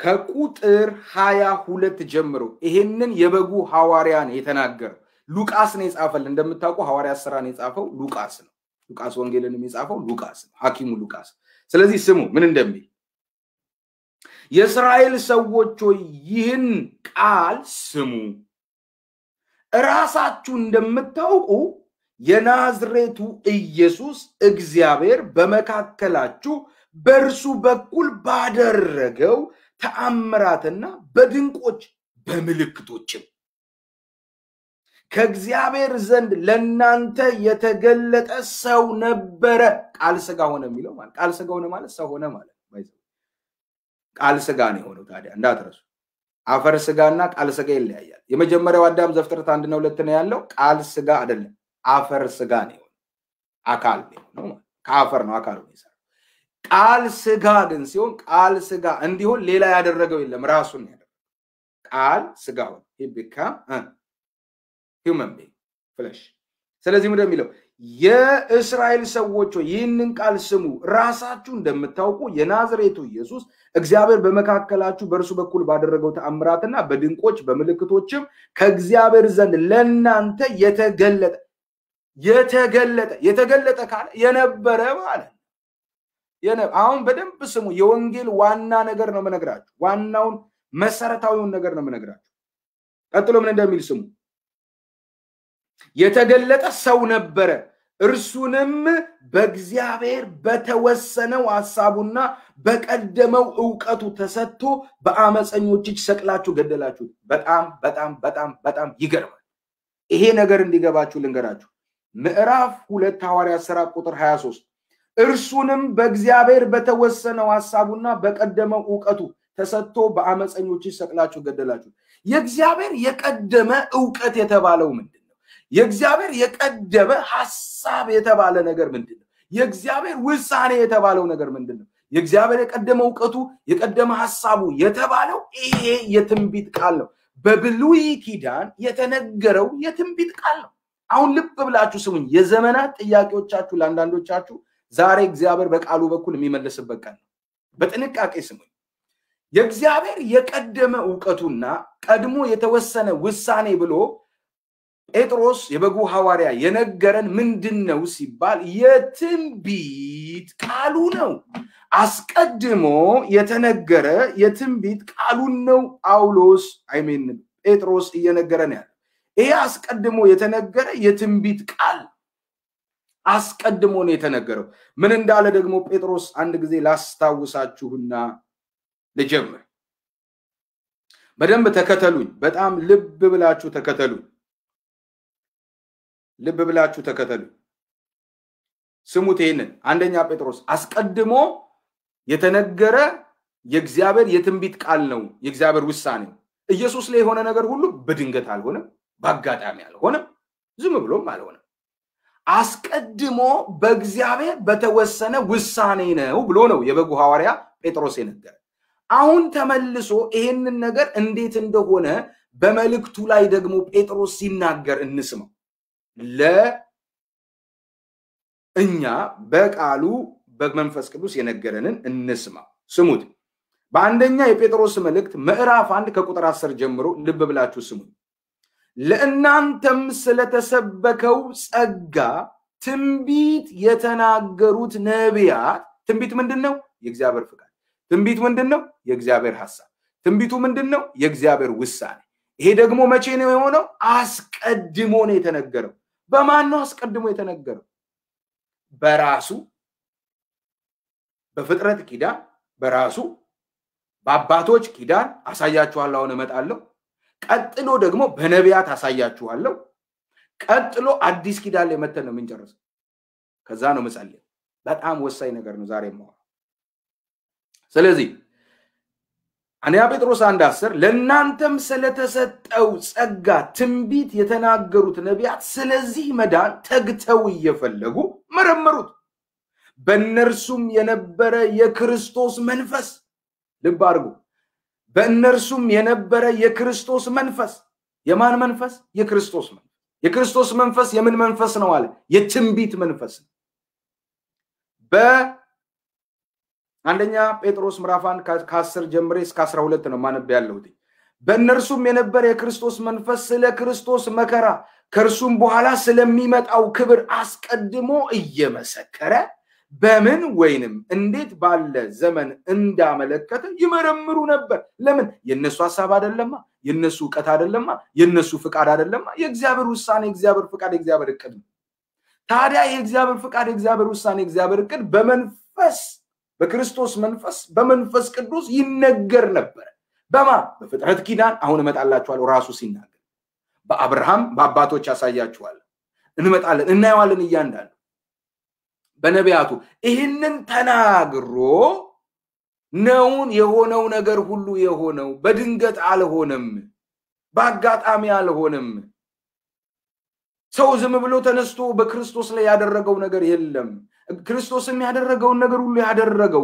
አንዱ ኦርጋኒኩ ወንጌል አሁን የምነግራችሁ የተስፋው ቃል ባለቤት ክርስቶስ ነው የሚል ኦርጋኒኩ ወንጌል ይሄ ነው ይውላችሁ ምንም ያልተነካካው ማለት ነው ያልተበረዘው ማለት ነው አሁን የምናየው የትንቢቱ ቃል ባለቤት የሆነው ነው ክርስቶስ ብለን ማለት የዚህ የትንቢት ቃል ላዩ ላይ የተፈጸመና የሆነበትን ነው ክርስቶስ ብለን እንጠራ የእግዚአብሔር የሆነው ኢየሱስ ብለን የምንጠራው እሱ ክርስቶስ የሆነው የዚህ የትንቢት ቃል አሁን የምነግራችሁ ባለቤት የሆነው ታዲያ ምን እንዳለ ስሙት ይመረምሩ ነበር እነማን እነ ዳዊት ያልፍባቸዋል ይናገርባቸዋል ስለማያውቁት ይመረምሩታል ለምን ከነሱ ፍቃድ ከነሱ ዕውቀት ከነሱ እይታ ውጪ በእነ አብርሃም እግዚአብሔር ይናገር ነበር በተለያዩ ነቢያቶች በየዘመናቱ በነበረው ኪዳን ውስጥ ይናገር ነበር ግን አይገባቸውም ለምን የነሱ ፕሮግራም አይደለም ለምን የነሱ ሐሳብ አይደለም ለምን የነሱ ፍቃድ አይደለም ለምን ከነሱ ልብ የጀመረ አይደለም ለዚህ እኮ ነው አንዳች መጨመር መቀነስ አትችሉም ብሎ ጴጥሮስ በመልእክቱ ላይ የነገረን እኮ ለዚህ ነው ተመልከቱ ላንብብላችሁ ተመልከቱ በሁለተኛ ጴጥሮስ ላይ ደግሞ ሂዱ ሁለተኛ ጴጥሮስ ምዕራፍ 1 ከቁጥር 16 እስከ 21 ተመልከቱ ምን እንደሚል ስሙ የእርሱን ግርማ አይተን እንጂ በብልሃት የተፈጠረውን ተረት ሳንከተል የጌታችን ኢየሱስ ክርስቶስ ኃይልና መምጣት አስታወቅናችሁ ዝም ብለን በተረታ ተረቴ በሎር አይደለም በቃፈ ታሪክ እንደዚህ ምናምን አይደለም ተጨባጭ አይተናል ሰምተናል አይተናል ተመልክተናል ዳሰናል ከዛ ነው የምናወራው የእርሱን ግርማ አይተን እንጂ በብልሃት የተፈጠረውን ተረት ሳንከተል የጌታችን ኢየሱስ ክርስቶስን ኃይልና መምጣት አስታወቅናችሁ ከገናናው ክብር በርሱ ደስ የሚለኝ የምወደው ልጄ ይህ ነው የሚል ያ ድምጽ በመጣለት ጊዜ ከእግዚአብሔር አብ ክብርና ምስጋናን ተቀብሏልና እኛም በቅዱስ ተራራ ከእርሱ ጋር ሳለን ይህንን ድምጽ ከሰማይ ሲወርድ ሰማን ከእርሱም ይልቅ እጅግ የጸና የትንቢት ቃል አለን እጅግ የጸና የትንቢት ቃል አለን ይሄ የጸና የትንቢት ቃል ማን ነው የተስፋው ቃል ያ ደግሞ በማን ላይ አካል ይዟል በክርስቶስ ላይ ሰማ ከእርሱም ይልቅ እጅግ የጸና የትንቢት ቃል አለን ምድርም እስክትጠባ ድረስ የንጋትም ኮከብ በልባችሁ እስኪወጣ ድረስ ክርስቶስ በልባችሁ እስኪበራላችሁ ማለት እስኪወጣ ድረስ በጨለማ ስፍራ የሚበራ መብራት እንደሚጠነቀቅ ይህንን ቃል እየተጠነቀቃችሁ መልካም ታደርጋላችሁ ይህንን በመጀመሪያ ወቁ በመጽሐፍት ያለውን ትንቢት ሁሉ ማንም ለገዛ ራሱ ሊተረጉም አልተፈቀደለትም ለገዛ ራሱ ሊተረጉም አልተፈቀደለትም ለገዛ ራሱ ሊተረጉም ማለት ነው በእሱ አምሮ ካልተስማማው ለምሳሌ ድንግል ትወልዳለች ድንግል ነው የምትወልደው ያለምን ያለ ወንድ ዘር ሰው ደግሞ የሚወለደው በምንድን ነው በወንድ ዘር ነው የወንድ ዘር ካለ ብቻ ነው ሴት የምትወልደው የወንድ ዘር ከሌለ ሴት መውለድ አትችልም አሁን እንኳን ባለው ቴክኖሎጂ የወንድን ዘር ወስደው ነው ከሴቷ ዘር ጋር አቀላቅለው በቴክኖሎጂ በላብ ውስጥ የሚያደርጉትን ነገር የሚያደርጉት ዘሩ በሌለበት ልጅ የሚባል የለም የወንድ ዘር ሰው እንዲመጣ ግዴታ ነው ይሄ የተፈጥሮ የተቀመጠ መርህ ነው ሊጣስ አይችልም ግን ይሄ ነገር ማይዘው ደግሞ አምላክ ይሁን ጌታ ይሆነ መጥቶ በሷ ውስጥ የሚያደር 9 ወር ከ5 ቀን ስር እንዳለው የሚያድግ ስንት ወርሽ ነው ስትባል 3 ወር 6 ወር 9 ወር በቃ ወለደች እስኪባል የሚደርስ ስር እንዳለው የሚመስል የሚያድግ who believe our reports Isaiah chapter 53 verse 1 ላይ ይሄንን ነው የሚለው who believe our reports ማናምኗል ይሄንን አሁን የሚነገረውን ከዛ ቀጥሎ ያለው ከደረቅ መሬት እንደ ስራ አድጓል ቢባል ማን ያምናል ሲጀምር የምታምነው እንዳልሆነ እኮ ይታወቃል ለምን ካንተ ስርዓት ውጪ ነው ደግሞ አመንክ የሚባለው ይሄንን ስትቀበል ነው ፉከራ አይደለም ስለዚህ ምንድነው ይህንን በመጀመሪያው ወቁ ማንንም ለገዛ ራሱ ሊተረጉም አልተፈቀደለትም መጽሐፉ የሚለውን ልናመን ነው እንጂ የተጠራ ነው መጽሐፍ የሚለውን እኛ ዘመን ላይ እኛ አምሮ ላይ ስላልተስማማልን እንዴት ይችላል ሴት እንዴት ትወልዳለች ዝም ብላ ካልወንድ ዘር እንዴት ትወልዳለች ስለዚህ ማን ሊሆን አይችልም የወንድ ዘር አለው በቃ ተካፍሏል ምናምን የማይለውን ለምን ታስብሉታላችሁ ይሄ እኮ ነው ማንንም ከተጻፈው አትለፍ የሚለው እኮ ለዚህ ነው ከተጻፈው ስታልፍ ማለት ተተረጉማለህ በራስ ጭንቅላት ነው የምትተረጉም ስለዚህ ከኦርጋኒኩ ወንጌል ውጪ ለዚህ ነው ክብር አይገለጥብም ለዚህ ነው ጌታ አይገለጥብም ለምን የሱን አይደለም የምታወራው የራስህን ነው የራስን ትርጉም ነው የምትናገረው የራስሽን ትርጉም ነው የምትናገረው እንዴት ይገለጥብህ እንዴት ይለፍብህ እንዴት ይመስክር የኔ ነው ብሎ እንዴት አይመሰክርልህ ለዚህ እኮ ነው በብዙ ድርቀት ውስጥ ያለ ነው ታውቃላችሁ። ተመልከቷቸው በእንደዚህ አይነት አስተሳሰብ ያሉትን ሰዎች መንፈሳዊ ድርቀት ውስጥ ነው ያሉት። ለምን? ኦርጋኒክ ወንጌል አይደለም እነሱ ጋር ያለው። ግን ኢየሱስ ይሉታል። የሰጠነ ኢየሱስ ነው ያላቸው። የሰባሊዮስ ኢየሱስ ነው ያላቸው። የአሪዮስ ኢየሱስ ነው ያላቸው። እግዚአብሔር ደግሞ የአሪዮስ አይነት የጆቫ ዊትነሶች ማለት የሰባሊዮስ ደግሞ ኢየሱስ የሱ አይነት ኢየሱስ እግዚአብሔር የለው። ኦርጋኒኩን ኢየሱስ ስሙት። ኑ ተማሩ። ለሚመጣው ሙሽራ ተዘጋጁ። 500 ሰው ብቻ በሚቀጥለው አመት እንቀበላለን። ካሁኑ ተመዝገቡ። ካሁኑ ተመዝገቡ። ስለዚህ ምንድነው የሚለው? አልተፈቀደም ትንቢት ከቶ በሰው ፍቃድ አልመጣምና ዳሩ ግን በእግዚአብሔር ተልከው ቅዱሳን ሰዎች በመንፈስ ቅዱስ ተነርተው ተናገሩት። በምን ተነርተው? በመንፈስ ቅዱስ ተነርተው ምን አሉት? ተናገሩት። በስሜት አልተናገሩትም። ከነሱ ፍቃድ አልጀመረም። ከነሱ ሐሳብ አልጀመረም። ይሄንን ነው በተወሰነው ሐዋርያ ሥራ ምዕራፍ 2 ቁጥር 22 እስከ 13 አስቀድሞ በተወሰነው በእግዚአብሔር ፍቃድ በእግዚአብሔር ሐሳብ በእናንተ በሰው ልጆች ተሰጥቶ ሰቅላችሁ ገደላችሁት ያለው ጴጥሮስ ለዚህ ነው። የእግዚአብሔር ውሳኔ ነው ወንጌል። የእግዚአብሔር ፍቃድ ነው ወንጌል። የእግዚአብሔር ሐሳብ ነው። ያ ግን ምንድን ነበረ? በብሉይ ኪዳን ተስፋ ነበረ። ምንድን ነበረ? ትንቢት ነበረ። ለምን? እቅድ ነዋ ወንጌል። የእግዚአብሔር ውሳኔ፣ የእግዚአብሔር ፍቃድ፣ ትንቢት፣ እቅዱ፣ ፕሮግራሙ፣ አዋጁ ነበር። ልብ ብላችሁ ስሙ። ለምሳሌ በብሉይ ኪዳን ነቢያት ይሰብኩት ነበር፣ ግን መንግስቱን ሳይሆን ስለ መንግስቱ ነበር ይሰብኩ የነበረው። ይሰብኩት እኮ ነበር፣ ግን ስለ መንግስቱ ነበር የሚሰብኩት፣ መንግስቱን ሳይሆን። አሁን ግን ቤተክርስቲያን ካካል ነው የጀመረችው። የመንግስቱ ወንጌል ይገለጥባታል። ምን ማለት ነው? በሙላት እሱ ራሱ እግዚአብሔር ይሰራባታል። የሱ አካል ስለሆነች ማለት ነው። አንድ ጊዜ እንድታስተውሉ ጳውሎስ በኤፌሶ ምዕራፍ 3 ቁጥር 4 መልእክቱ ላይ ሲናገር ይህንንም ስታስቡ የክርስቶስን ሚስጥር እንዴት እንደማስተውል ልትመለከቱ ትችላላችሁ። ይህም አሕዛብ አብረው እንዲወርሱ በአንድ አካል አብረው እንዲሆኑ በወንጌል መስበክ በክርስቶስ ኢየሱስ በሆነ የተስፋ ቃል አብረው እንዲካፈሉ ለቅዱሳን ሐዋርያትና ለነቢያት በመንፈስ አሁን እንደተገለጠ በሌሎች ትውልዶች ዘንድ ለሰው ልጆች አልታወቀም ይላል። በዛን ጊዜ አልታወቀም፣ አሁን ግን ታወቀ። ለምን? በሙላት ነው አሁን እየተገለጠ ያለው። በሙላት ነው የሚሰራ ያለው። እንዲህ ተብሎ ታይዋለህ ክርስቶስን ብዬ ታይዋለህ። አሁን እንዲህ ይሆናል ስል የምለው የኔን ሳይሆን የሱን ቃል ስለሆነ የሰጠኝን ምልህ ይሆናል። ማን ያደርገዋል? የሱን ቃል መንፈስ ቅዱስ። በሚከተሉትም ድንቅና ታምራት ቃላቸውን ያጸና ነበር ይላል። ማርቆስ ወንጌል ምዕራፍ 16 ቁጥር 20 ላይ ይላል አይልም? ምንድን ነው የሚለው? በሚከተሉትም ድንቅና ታምራት ቃሉን ያጸና ነበር። የምን ቃል? ዮሐንስ ወንጌል ምዕራፍ 17 ቁጥር 8 እና 14 ላይ ያለውን ቃል ነው። ያን ቃል ሰጥቷል። የሰጠኝን ቃል ሰጠዋቸው ክብሬን ያዩ ዘንድ ሰጠዋቸው። ቃል ሰጠ። የሱን የመንግስት ክብር ስልጣን ሪፕሬዘንታቲቭ አደረገ። በዛ ክብር ስልጣን እንድትገለጥ ወከለ ቤተክርስቲያን ስለሆነ።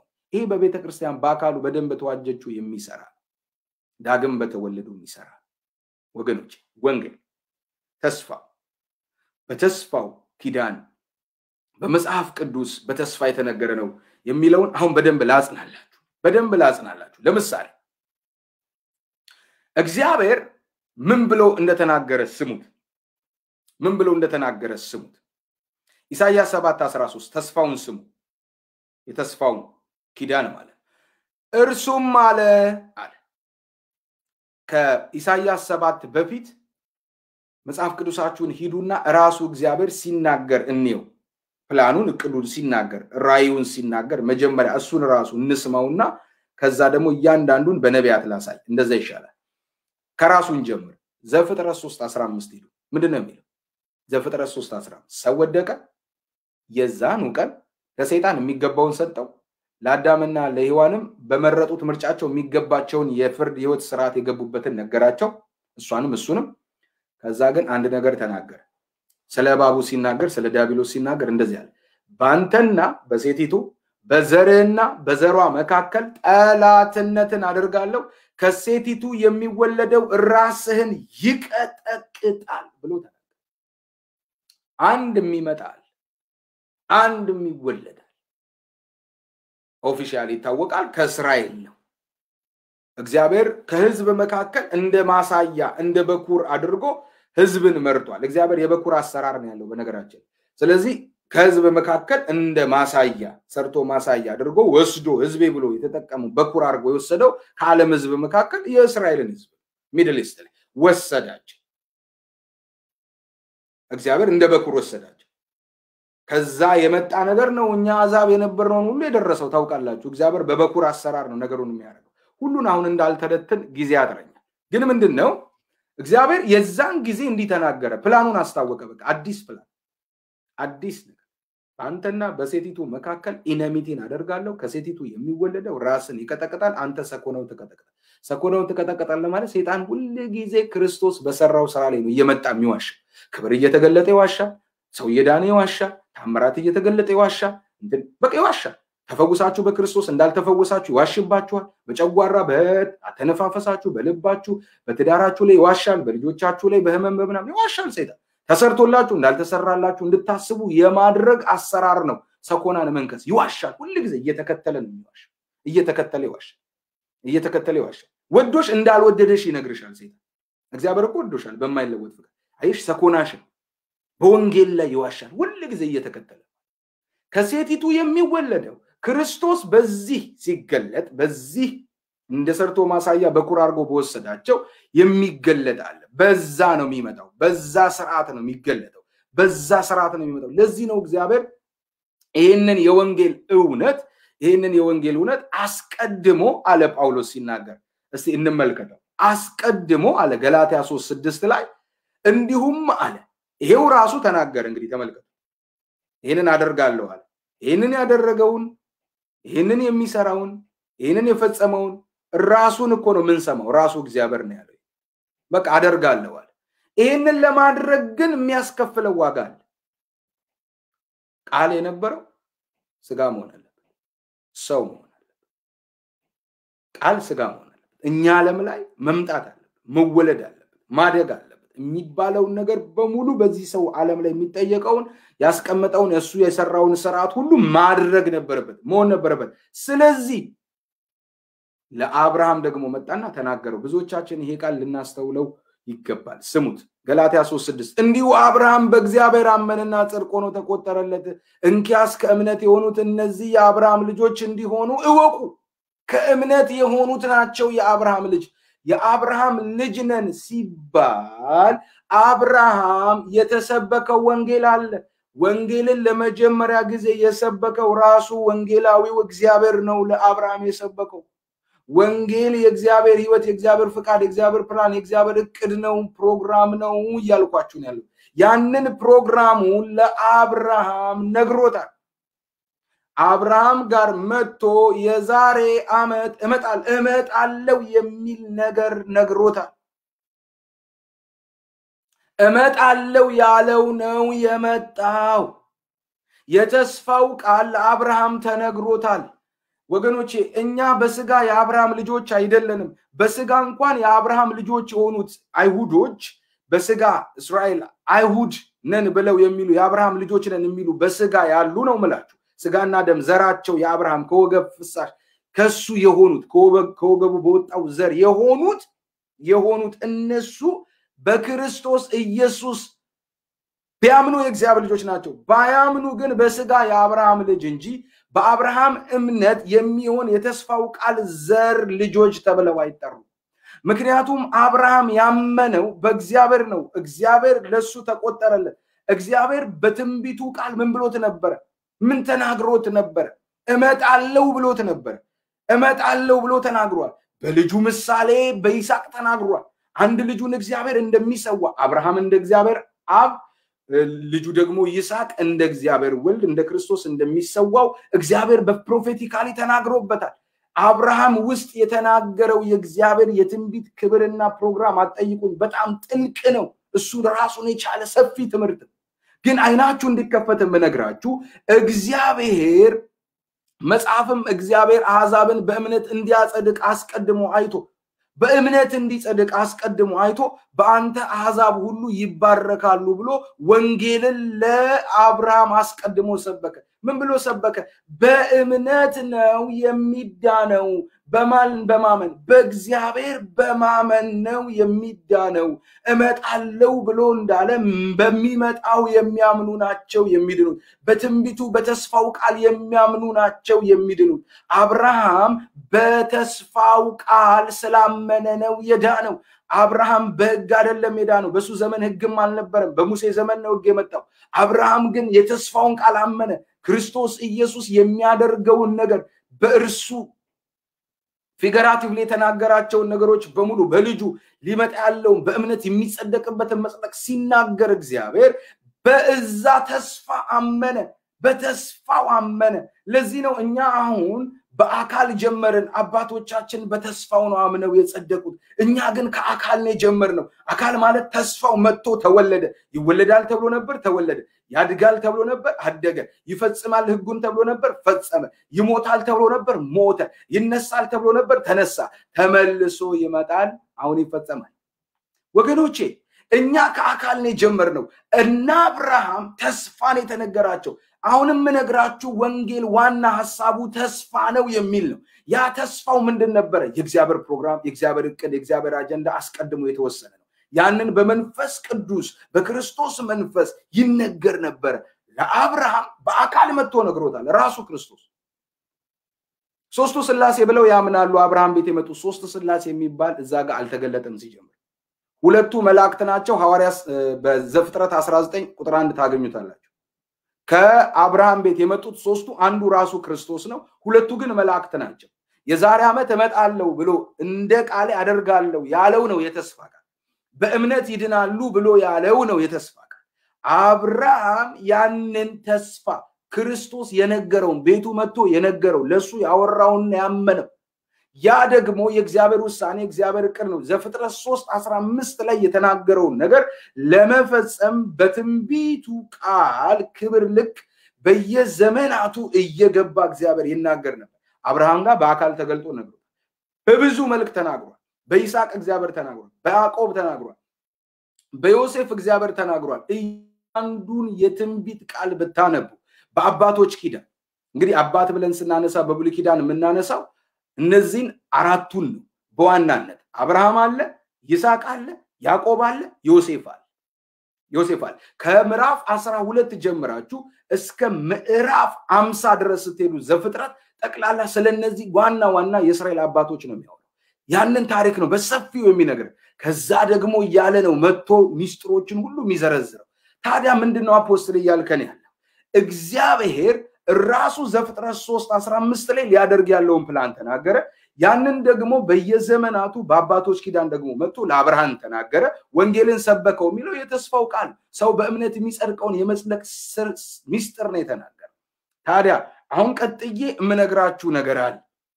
አሁን ልብ ብላችሁ ስሙኝ። ኤርሚያስ ምዕራፍ 23 ከቁጥር 4 ጀምሮ እስከ 8 ድረስ ልብ ብላችሁ ስሙኝ። ይሄውን የምነግራችሁ መለኮታዊ ሚስጥር ነው። በጣም ልብ ብላችሁ ልሰሙት ይገባል። እግዚአብሔር ለባቢሎን ምርኮ አሳልፎ የሚሰጠውን ህዝብ ተስፋ ሲሰጠው ታያላችሁ። ምክንያቱም የሚሰጡበት የራሳቸው ምክንያት ነበራቸው። ባለመታዛቸው፣ በስርዓት ባለመሄዳቸው ምክንያት እግዚአብሔር ለባቢሎን ምርኮ ታልፎ ህዝቡ ከተሰጠ በኋላ እግዚአብሔር የተናገረውን የተስፋ ቃል በቃኛ እንዲሆነን ነው የምንቀረው እንደዚህ ነው የሚለውን ነገር ከውስጣቸው ሊያጠፋ የተስፋውን ቃል በመሃል ላይ ያጸናውን ሲነግራቸው ስሙ። የሚጠብቋቸውን እረኞች አስነሳላቸዋል፣ ዳግመኛ አይፈሩምና አይደነግጡም፣ ከነርሱም አንድ አይጎድልም ይላል እግዚአብሔር። እነሆ ለዳዊት ጽድቅ ቁጥቋጦ የማስነሳበት ዘመን ይመጣል ይላል እግዚአብሔር። እርሱም እንደ ንጉስ ይነግሳል ይከናወንለትም፣ በምድርም ፍርድና ጽድቅን ያደርጋል። በዘመኑም ይሁዳ ይድናል፣ እስራኤልም ተዘልሎ ይቀመጣል። ማይሎን የሚጠራበትም ስም እግዚአብሔር ጽድቃችን ተብሎ ነው። ስለዚህ ነው የእስራኤል ልጆች ከግብፅ ምድር ያወጣ ሕያው እግዚአብሔርን ዳግመኛ የማይባልበት ዘመን ይመጣል ይላል እግዚአብሔር። ነገር ግን የእስራኤልን ቤት ዘር ከሰሜን አገርና ካሳደድኳቸው አገር ሁሉ ያወጣል። የሚመራ ሕያው እግዚአብሔርን ይላል በምድራቸውም ይቀመጣሉ ይላል። ይሄ የተስፋ ቃላቸው ነው። በባቢሎን በሚሆነው ስርዓት ውስጥ ታልፈው ከመሰጠታቸው በመንገዳቸው ውጤት በሚሆነው ነገር ውስጥ ከመቀላቀላቸው ከመግባታቸው በፊት እንዲሁም በዛ ያሉ እግዚአብሔር የተስፋ ቃሉን ተናገረ። በቃ እንደዚህ ፈርሶ ሊቀር ነው፣ በቃ እንዲሆነ ልንቀር ነው ሲሉ ፕላኔ ይሄ ነው አለ እግዚአብሔር፣ እቅዴ ይሄ ነው አለ። አንዳንዶች ለምሳሌ መዝሙር 89ን እግዚአብሔር የሰጠኝ የኔ ኪዳን ነው ምናምን ይላል። ሲጀምር እግዚአብሔር ለሰው ልጆች የሰጠው ኪዳን አይደለም፣ እሱ የዳዊት ቤት ኪዳን። የሚናገረው ደግሞ ስለ ክርስቶስ ነው። መጽሐፍ ሲናገር ምን እንደሚል ልንገራችሁ። በደንብ ልብ ብላችሁ ስሙ። በጣም ፋንዳሜንታል ነገር ነው የማወራው። ዘመናችሁን ሁሉ የሚቀይር የእግዚአብሔርን እውነትና ጥበብ ነው መነግራችሁ። እንዳልኳችሁ አንዳንዶች መዝሙረ ዳዊትን ኪዳኔ ነው ሲሉ ይሰማል ይስተዋል። ለዚህ ነው እግዚአብሔር በአሞጽ በኩል ግን ስለዚህ ስለሚፈርሰው ስጋታቸው ጭንቀታቸው ስለሆነው ነገር በቃ ነገር ተበላሸ፣ በቃ እንዲሆነ ነው የምንቀረው፣ በቃ ተበተንን ምናምን ባሉበት ስርዓት ውስጥ ጌታ በአሞጽ በኩል መጣና ምዕራፍ 9 ቁጥር 11 ላይ በዚያን ቀን የወደቀችውን የዳዊትን ድንኳን አነሳለሁ፣ የተናገርኩትንም የተናደውንም ቅጥሯን እጠግናለሁ፣ የፈረሰውንም አድሳለሁ፣ እንደ ቀድሞም ዘመን እሰራታለሁ። ይሄንን ያለው ራሱ ክርስቶስ ነው። የትንቢት መንፈስ ነው የተናገራቸው፣ በክርስቶስ መንፈስ ነው የተነገራቸው። እነሱ ጠፋን አለቀ ሲሉ ለዚህ ነው እግዚአብሔር መሐላ አድርጎበት ለዳዊት መዝሙር 89 ላይ ታችኋላ። ባሪያዬን ዳዊት አገኘው፣ ቅዱስን ዘይት ቀባሁት፣ እጄ ተረዳዋለች፣ እንዴት አጽናዋለች፣ ጠላት በሱ አይጠቀምም፣ ያመጻ ልጅ መከራን አይጨምርበትም፣ የሚጠሉትን ከፊቱ አጠፋለሁ፣ አዋርዳለሁ እያለ የሚናገረው ጠቅላላ ለዳዊት ቤት ለሕዝበ እስራኤል ፊገራቲቭሊ በክርስቶስ ኢየሱስ ላይ የሚፈጸም ነገር ግን ስለ እስራኤል የተሰጠ ኪዳን ነው። በቀጥታ ቃሉ ሪፕሬዘንት የሚያደርገው በአካል ያለን የእስራኤል ሕዝብ ሲሆን ይሄ ኪዳንና ተስፋ የተገባላቸው። ሲቀጥል ግን በዋናነት ስለ ክርስቶስ ነው የተነገረው፣ ስለሚመጣው ጌታ ነው የተነገረው። ለዚህ ነው አሁን ተበትነዋል፣ አዎ ይመለሳሉ ይላል። በሰባ እንደተመሰረተች ታውቃላችሁ። በ1948 እስራኤል እንደ ሀገር ቆመች። አሁንም ከየተበተኑበት ይገባሉ። የትንቢቱ ቃል ይፈጸማል። ክርስቶስ በቤተ ክርስቲያን ያለውን ክብሩን ገልጦ አሕዛብ አሁን በሙላት ስላለን የአሕዛብ ሙላት ሰዓት ነው። ቤተ ክርስቲያን ትነጠቃለች፣ ከዛ ወሬው ይገለጣል። ከዛ ሐሰተኛውን ክርስቶስ ብለው ይቀበሉታል። በኋላ ላይ ግን እሱ ክርስቶስ እንዳልሆነ ሲገባቸው በ7 ዓመቱ መሃል ላይ ምንድነው የሚሆነው? ክርስቶስ አይደለም ያኛው ኢየሱስ ነው ክርስቶስ ብለው ሲሉ እንደተነገረላቸው የተስፋ ቃል ትንቢት 144,000 ከ12ቱ ነገድ ይድናሉ። ከዛ የነሱ ደግሞ ሙላት ይሆናል፣ ወንጌልን ይናገራሉ። በዛን ጊዜ ብዙ ስቃይና መከራ ይደርስባቸዋል፣ አንገታቸው ይቀነጠሳል፣ አውሬው ብዙ ክፋት ያደርስባቸዋል።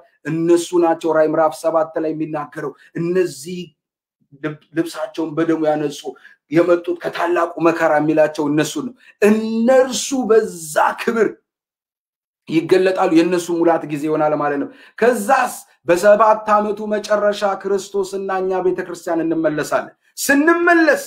ስንመለስ ሐሰተኛው ነብይና ሐሰተኛው ክርስቶስ ተይዘው በእሳት ባህር ይጣላሉ። 1000 ዓመት ሰይጣን ዲያብሎስ ዋናው ደግሞ ይታሰራል። ከዛስ 1000 ዓመት እንገዛለን። በ1000 ዓመት ጊዜ ሙሉ ለሙሉ ይሄ የተስፋው ቃል ለእስራኤል በአካል ይፈጸምላታል። ሁሉ በዚህ ጌታ ቁጥጥር ስር ይሆናል። ሁሉ አንድ አምላክ የዛን ጊዜ ያመልካል። ማን? ክርስቶስን ብቻ። አሁን ጉልበት ሁሉ ለክርስቶስ ይንበረከካል?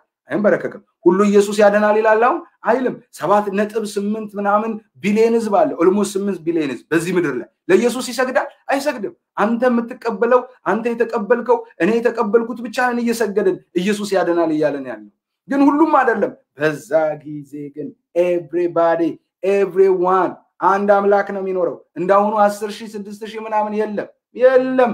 አንድ እርሱ ብቻ ይመለካል። አንድ እርሱ ብቻ ክብር ይገባዋል። ሁሉም ስጦታቸውን ይዘው ወደ ኢየሩሳሌም ይሄዳሉ። በአካል ነው የምላችሁ። በአካል እስራኤል ኢየሩሳሌም ላይ ስለሆነ የኢየሱስ ልክ አሁን አሜሪካ ላይ አሁን ያለውበት እኔ ዲሲ ላይ ዋይት ሃውስ አለ። ልክ እንደዚህ የክርስቶስ ዋይት ሃውስ የሚሆነው ኢየሩሳሌም ነው። የዛ ሰዓት የዓለም መንግስታት ሁሉ እየሄዱ ስጦታ ይሰጡታል። ኢየሱስ እሱ ክርስቶስ ብቻ መሆኑ ይመሰከራል። ይሄንን ክብርና መንግስት የሚመልስበትን የተስፋ ቃል እግዚአብሔር በክርስቶስ ኢየሱስ ሊያደርግ ያለውን ውሳኔውን ሐሳቡን ተናግሯል። እስራኤል በአካል ያለችው አሁን ተስፋ አላት። ያ ነገር ይፈጸማል። ነገር ግን አሁን በጨለማሉ፣ አሁን በድንዛዜ ያሉ ክርስቶስ ታውሮባቸዋል፣ ልባቸው ታውሯል። ሐሰተኛውንም ክርስቶስ የሚያስተዋውቁት መጨረሻ ላይ እነሱ ናቸው። ክፉን የሚገልጡት እነሱ ናቸው፣ የሚቀበሉት እነሱ ናቸው፣ የሚገፉትም ደግሞ የሚነቁበት እነሱ ናቸው። ከዛም የአሕዛብ ሙላት አሁን እንደሆነ የአይሁድ ሙላት ሆኖ ደግሞ መንፈስ ቅዱስ በክብር በኃይል የሚሰራባቸው ደግሞ በእነሱ ነው። ቀላል እንዳይመስላችሁ አሁን ስለታወሩ አንዳንዶች አሁን እየዳኑ በክርስቶስ ኢየሱስ እያመኑ ወደ ፍቅሩ ልጅ መንግስት እየመጡ ነው። ይሄ የተስፋ ቃል ኪዳን ተነግሯቸዋል። ታዲያ ስለ ዳዊት የተነገረውን አንድ መሰረታዊ እውነትና ሚስጥር ደግሞ ላሳያችሁ እወዳለሁ። ብዙ ሰዎች ከዳዊት ጋር በተያያዘ መጽሐፍ የሚናገረውን የተስፋ ቃል አጣመው በስጋ ከወገቡ የወጣ አድርገው ክርስቶስን ይወስዱታል። ኖ ከዳዊት ወገብማ የወጡት የታወቁ ናቸው። የዳዊት የስጋ ልጆችማ የታወቁ ናቸው። የዳዊት የስጋ ልጆች ማን ናቸው? ሂዱና መጽሐፍ ቅዱስን አንብቡ። ከቤርሳቤ የወለደው አለ ሰለሞን። እንደውም ቤቱን እሰራለሁ ብሎ እሱ ተነስቶ ነበር። የደም ሰው ነህ ስለተባለ ተከልክሎ በዳዊት ነው ቤት የተሰራው። ታውቃላችሁ፣ በሰለሞን ነው ይቅርታ ቤቱን የተሰራው። እግዚአብሔር የደም ሰው ነው ብሎ ከልክሎታል። ዳዊት የወለደው ሰለሞንን ነው እግዚአብሔር የመረጠው። የአቢሶሌም ራሱ አልተመረጡም። በራሳቸው ፍቃድ ለመንገስ ፈልገው ብዙ ሄዱ ነበሩ። ታንቀውን የሞቱት በራሳቸው ምኞት። አሁንም ነግራችሁ ይሄ ኢየሱስ ተስፋ የነበረው በዳዊት በኩል ደግሞ የተናገረው ነገር አለ። ዳዊት በንግስና ነግሷል። የክርስቶስን የጸና ንግስና ፊገራቲቭሊ የያዘው ዳዊት ነው።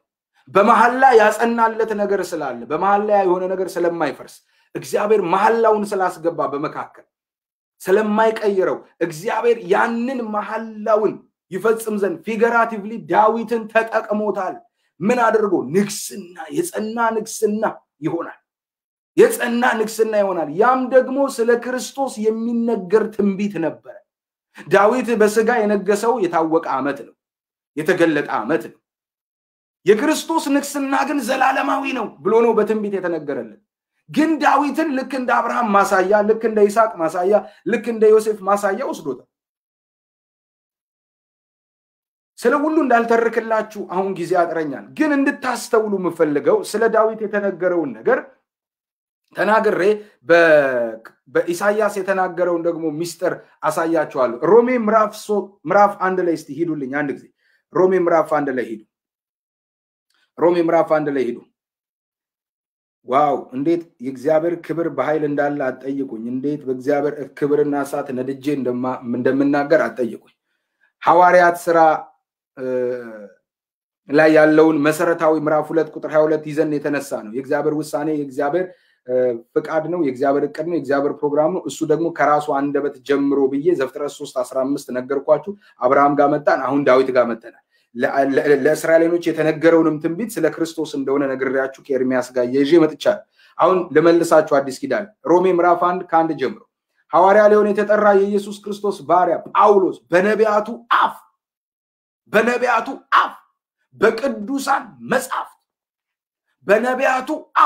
በቅዱሳን መጻሕፍት ምን ያለ? በቅዱሳን መጻሕፍት አስቀድሞ ተስፋ ለተሰጠው ለእግዚአብሔር ወንጌል ተለየ። ጳውሎስ ተለየ ለማ? አስቀድሞ ተስፋ ለተሰጠው። በማን አፍ ለተነገረ? በነቢያቱ። ዳዊት እንደ ነቢይ ነው፣ እንደ ዘማሪ ነው፣ እንደ ንጉስ ነው። እግዚአብሔር ክህነትን፣ ንግስናን የተናገረበት የነብይነትን እነዚህን ሶስቱን ደጆች ነበር እግዚአብሔር ከፍቶ ይሰራ የነበረው፣ ያሳይባቸው ይናገርባቸው የነበረው። ንግስናን በዳዊት፣ ክህነትን በአሮን ቤት። ኦኬ። ከእንደገና በነብይነት አይታችኋል ከሙሴ ጀምሮ። አብርሃምም የነብይነት መገለጥ የነበረው ነብይ ነበር፣ ታውቃላችሁ። እሱ ነብይ ነውና ሚስቱን መልስ ብሎ ያለው ነብይ ስለነበረ ይናገርበት ነበር። ወገኖቼ ይሄ በነቢያቱ አፍ በቅዱሳን መጻሕፍት የተጻፈው እርሱ የእግዚአብሔር ዕቅድ የእግዚአብሔር ውሳኔ የእግዚአብሔር ፕሮግራም የማይቀየር የማይለወጥ የማይሻር ይሄ መጥቶ አካል የሚይዘው ደግሞ ይሄ መጥቶ የሚፈጸምበት ደግሞ ኢየሱስ ይባላል እሱ ኢየሱስ የዚህ የትንቢት ቃል ተናጋሪና ባለቤቱ ነው ራሱ እሱ ይሄንን በደንብ ልብ ልትሉ ይገባችኋል አሁን ብዙ ሰዎች ስለ ዳዊት የተነገረውን ነገር በስጋ የኢየሱስ ክርስቶስ አባት አድርገው ይወስዱታል ዳዊት በስጋ የኢየሱስ አባት አይደለም ኢየሱስ የስጋ አባት ኖሮት አያውቅም የስጋ አባት እኔና እናንተ ነው ያለን ስማ የእውነትን ኦርጋኒክ ወንጌልን ስማ ስሙ የሚያድነው ይሄ ነው ስማ በለው ካለ ይሄ ነው ስማ በለው መባል ያለበት ይሄንን ለብዙዎች አድርሱልኝ ስለዚህ ሮሜ ምዕራፍ 9 ላይ ይመጣና ጳውሎስ ሲያስረዳ ምን አለ በኢየሱስ አንደበት ነው መጨረስላችሁ የዳዊትን ማለት ነው የትንቢት ቃል የተነገረበት ሮሜ ምዕራፍ 9 ቁጥር 5 አባቶችም ለእነርሱ ናቸውና ለማን ለእስራኤል አባቶች ተቀላላ ከእስራኤል እንደምታውቁ ከዛስ ከእነርሱም ክርስቶስ በስጋ መጣ ምን ማለት ነው ኢየሱስ ክርስቶስ በስጋ የሆነ ዘር አለው ማለት ነው ይላል መጽሐፍ አይልም ምንድነው ታዲያ የሚለው ምንድነው መጽሐፍ የሚነግረን ታዲያ አፖስትል ኢየሱስ ልክ እንደኛ የስጋ ዲኤንኤ ዘር የሰው የለው አው የለው የሰው ልጅ አይደለም ማሱ የእግዚአብሔር ልጅ ነው የሚወለደው ቅዱስ የእግዚአብሔር ልጅ ይባላል ብሎ ነው ገብርኤል ለማርያም የነገራት ሉቃስ ምዕራፍ 1 ከቁጥር 30 እስከ 35 አንብቡት ኢየሱስ እርሱ የእግዚአብሔር ልጅ ነው አማኑኤል ነው የሚወለደው የነበረው ነው የተወለደው ያልነበረው አይደለም የተወለደው የነበረው ነው የተወለደው የነበረው ነው የመጣው የነበረው ነው የተገለጠው እንጂ ያልነበረ ልክ እንደኔና እንደናንተ አንድ ወንድና አንድ ሴት በስጋና በደም ፍቃድ እንደሚወለድ አይደለም የተወለደ እንደዛ አይደለም የስጋ ዘር የለውም የእድሜ ቁጥር እናትና አባት የሉትም ተብሎ ነው የተጻፈው በስጋ እርሱን አንስተ አባቱ ይሄ ነው ልትል አትችልም አባቱ ከተነሳ አባት ተብሎ ለሱ የተጠራው እግዚአብሔር ነው አባት ብሎ የሚያስተዋወቀን አንድ እግዚአብሔር ነው ዮሴፍ አባቴ አላለም የሱ ውጤት አይደለማ የሱ ተካፋይ አይደለማ የሱ ዘር አይደለማ አይደለም የዮሴፍን ስናነሳ ቀጥታ የምንሄደው ዘር እያልን ዳዊት ጋር ነው የምንመጣው የእሴይ ልጅ ዳዊት ነው የምናነሳ ያ ደግሞ የተስፋ ቃል ዘር እንደሆነ አንቁልኝ ብሎ እንዲታያችሁ ላንበብላችሁ አባቶችም ለነሱ ናቸውና ከነርሱም ክርስቶስ በስጋ መጣ እርሱም ከሁሉ በላይ ሆኖ ለዘላለም የተባረከ አምላክ ነው ዕብራውያን ከማን ይበልጣል ይለናል ከአብርሃም ከማን ይበልጣል ይለናል ከማን ከአሮን ከማን ይበልጣል ይለናል ስለ ክርስቶስ ነው የሚያወራው እኮ ተቀላላ ኢየሱስ ከማን ይበልጣል ከሙሴ ይበልጣል ከሁሉ መብለጡን እኮ ነው የሚነግረን ለዚህ እኮ ነው ከሁሉ በላይ ለዘላለም የተባረከ ምንድነው ይላል አምላክ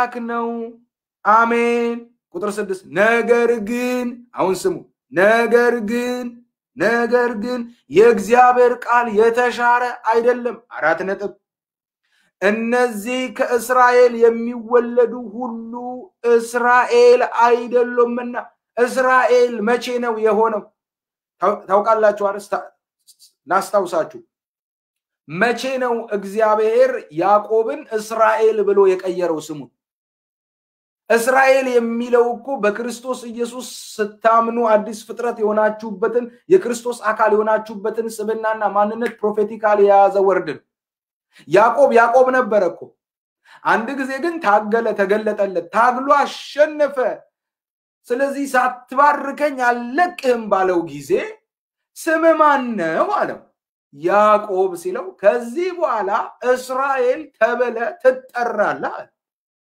ስሙን ቀየረው ነገሩን ቀየረው ስም ስም ባህሪያችሁን ማንነታችሁን ስልጣናችሁን ይዛል ቀየረው ማለት ነው ስሙ በጥንቃቄ ተከተሉ ነገር ግን የእግዚአብሔር ቃል የተሻረ አይደለም እነዚህ ከእስራኤል የተወለዱ ከየት ነው የተወለዱ ከእስራኤል የተወለደ ምንድነው እስራኤላዊ ነው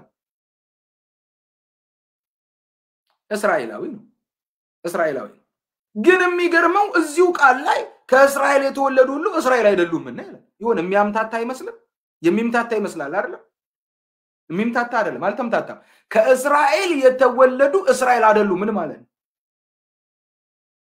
ማንም በስጋ እስራኤላዊ ሆኖ የተወለደ ኢየሱስ እሱ ክርስቶስ ነው ብሎ ካላመነ በክርስቶስ ኢየሱስ የሆነውን የክርስቶስ አካልና አዲስ ፍጥረት ኒው ብራንድ እስራኤል ተብለን የምንጠራው ቤተክርስቲያን እስራኤል በክርስቶስ ኢየሱስ ያመነ አዲስቷ የክርስቶስ ኢየሱስ አካል ነው ያንን መሆን አይችልም ያመም ተብሎ መጠራት አይችልም በስጋ ግን እስራኤላዊ መሆን ይችላል በመንፈስ በክርስቶስ ባለ ውልደትና አዲስ ፍጥረትነት ስርዓት ውስጥ ግን እስራኤል መሆን አይችልም ለዚህ ነው አያችሁ እነዚህ ከእስራኤል የተወለዱ ሁሉ እስራኤል አይደሉምና እስራኤል ግን መሆን ይቻላል ክርስቶስ ኢየሱስ ነው ብሎ በማመን እኛ ሆነናል እኛ አሕዛባውን እስራኤል ሆነናል ምን ማለት ነው አዲስ ፍጥረት የእግዚአብሔር ልጆች ሆነናል ተመልከቱ እስራኤል አይደሉምና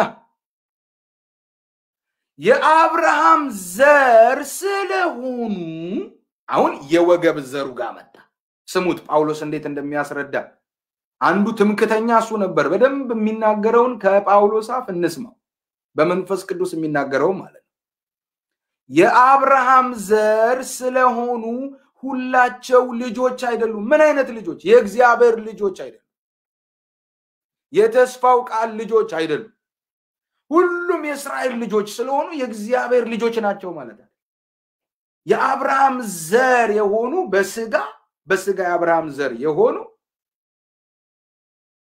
የሆኑ የማን ልጆች አይደለም የእግዚአብሔር ልጆች ተመልከቱ የአብርሃም ዘር ስለሆኑ ሁላቸው ልጆች አይደሉም በእምነት ነው አየ ልጅ የምትሆነው በመወለድ ልጅ የምትሆነው በክርስቶስ ኢየሱስ በማመን የአብርሃም የስጋ ዘር ለመሆን ከአብርሃም የዘር ግንድ በስጋ ውልደት በወንድና ሴት ፍቃድ በሚሆነው መስመር መሆን አለበት የእግዚአብሔር ልጅ ግን ለመሆን የተስፋውን ቃል በአብርሃም በኩል በዳዊት በኩል በእስራኤሎች ዘንድ የተነገረውን የተስፋ ቃል ማመን አለበት ክርስቶስን ማመን አለበት በሌላ ማለት ካለዛ አትነጠቅ ስለዚህ ቀጥሎ የሚናገረው ስሙ ሁላቸው ልጆች አይደሉም ቁጥር 7 ነገር ግን በይስሐቅ ዘር ይጠራልሃል ተባለ በይስሐቅ በኩል የተነገረው ፕሮፌቲካል ነገር ምንድነው የሚለው ደግሞ ገብታችሁ አጥሙ ክርስቶስን ሪፕሬዘንት ያደረገው አንድ ልጅ ነው የነበረው የተስፋ ቃል ልጅ ነው እሱን ነው ወስዶ ምን ያደረገው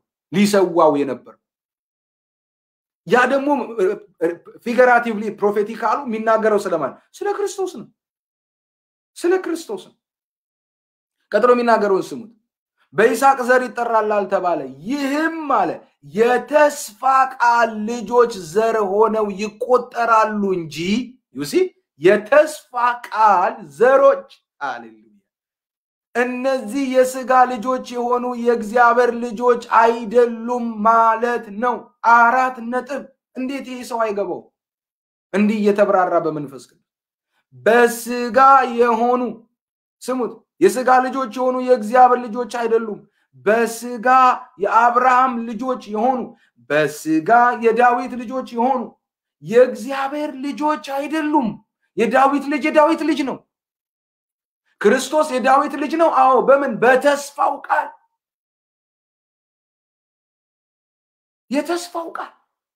የተስፋው ቃል ስለማን እንደሆነ አንድ ጊዜ ስሙት እሱ ጋር ነው የምንጨርሰው ይህም የተስፋው ቃል ልጆች ዘር ሆነው ይቆጠራሉ እንጂ እነዚህ የሥጋ ልጆች የሆኑ የእግዚአብሔር ልጆች አይደሉም ማለት ነው ይህ በዛን ጊዜ እመጣለሁ ይሄንን ያለው ማን ነው ራሱ ኢየሱስ መቼ ዘፍጥረት 17 ላይ 16-17 ስትመለከቱ 3 ሆነው መጡ ወደ አብርሃም ቤት ሁለቱ መላእክት ነበሩ 3 ስላሴ አይደሉም በነገራችን ላይ የመጡት አንዱ ክርስቶስ ብቻ ነው የመጣው ሁለቱ መላእክት ናቸው ሁለቱ መላእክት እንደሆኑ ስላሴ ሶስቱ ስላሴ ብለው ኦርቶዶክሶች ያስተምራሉ አይደለም አለመሆኑን የምታውቁት ምዕራፍ 19 ላይ ሁለቱ መላእክት በመሸ ጊዜ ወደ ሎጥ ቤት ሄዱ ወረዱ ነው የሚለው ዘፍጥረት ምዕራፍ 19 ቁጥር 1 ማለት ተመልከቱ ምዕራፍ 18ን ተመልከቱ መጡ አንዱ ክርስቶስ ነው ምን ብሎት ነበር ሂዱና አንብቡት ምን ብሎት ነበር ያንን ነው ጳውሎስ ስቦም ያው እዚህ ጋር የሚነግረን እንጂ ምኞቱን ሐሳቡ ምናምን አይደለም ጳውሎስ በጣም ዋይዝ ነው ጳውሎስ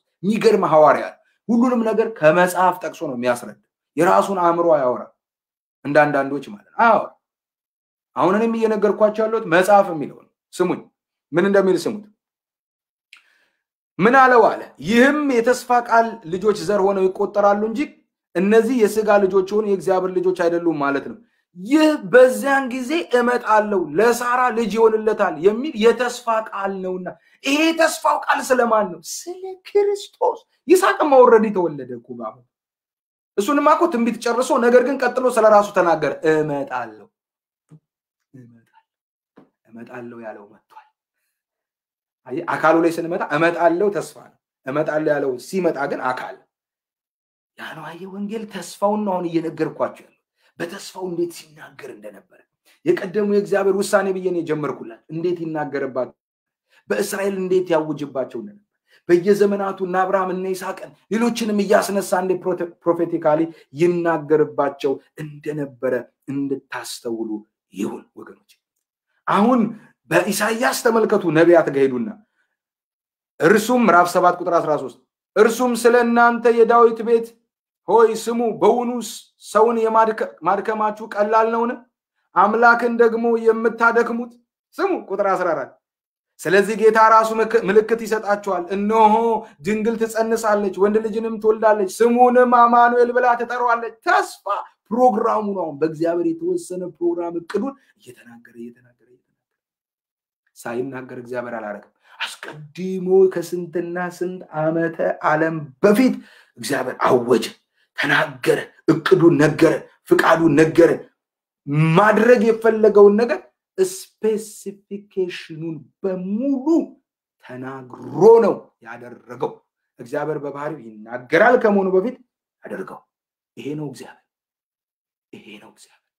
ይሄ ነው ወንጌል በተስፋው የነበረው ሚስጥር ለዚህ ነው ምዕራፍ 9 ላይ ስትሄዱ ኢሳይያስ በነቢያቱ ደግሞ የተነገረው ቁጥር 6 ሕፃን ተወልዶልናልና ወንድ ልጅ ተሰጥቶናልና አለቅነትም በጫንቃው ላይ ይሆናል ስሙም ድንቅ መካር ኃያል አምላክ የዘላለም አባት የሰላም አለቃ ተብሎ ይጠራል ከዛሬ ጀምሮ እስከ ዘላለም ድረስ በፍርድና በጽድቅ ያጸናውና ይደግፈው ዘንድ በዳዊት ዙፋንና በመንግስቱ ላይ አለቅነቱ ይበዛል ለሰላሙ ፍጻሜ የለውም የእግዚአብሔር ቅንዓት ይሄንን ያደርጋል ሃሌሉያ this is the gospel brother ይሄ ነው ዋና የወንጌል ሐሳቡ ተስፋ ነው እና አብርሃም የዳኑት በሕግ አይደለም ይሄንን ተስፋ አምነው ነው በተስፋ ነው አምነው የዳኑት በተስፋ ነው አምነው የጸደቁት አንተ ግን አካሉ ላይ የጀመርከው እንዴት አንዳች የሚበልጥ ነገር አስቀድሞ ስለናንተ ሲናገሩ የነበረውት ነገር አለ ጳውሎስ ሲናገር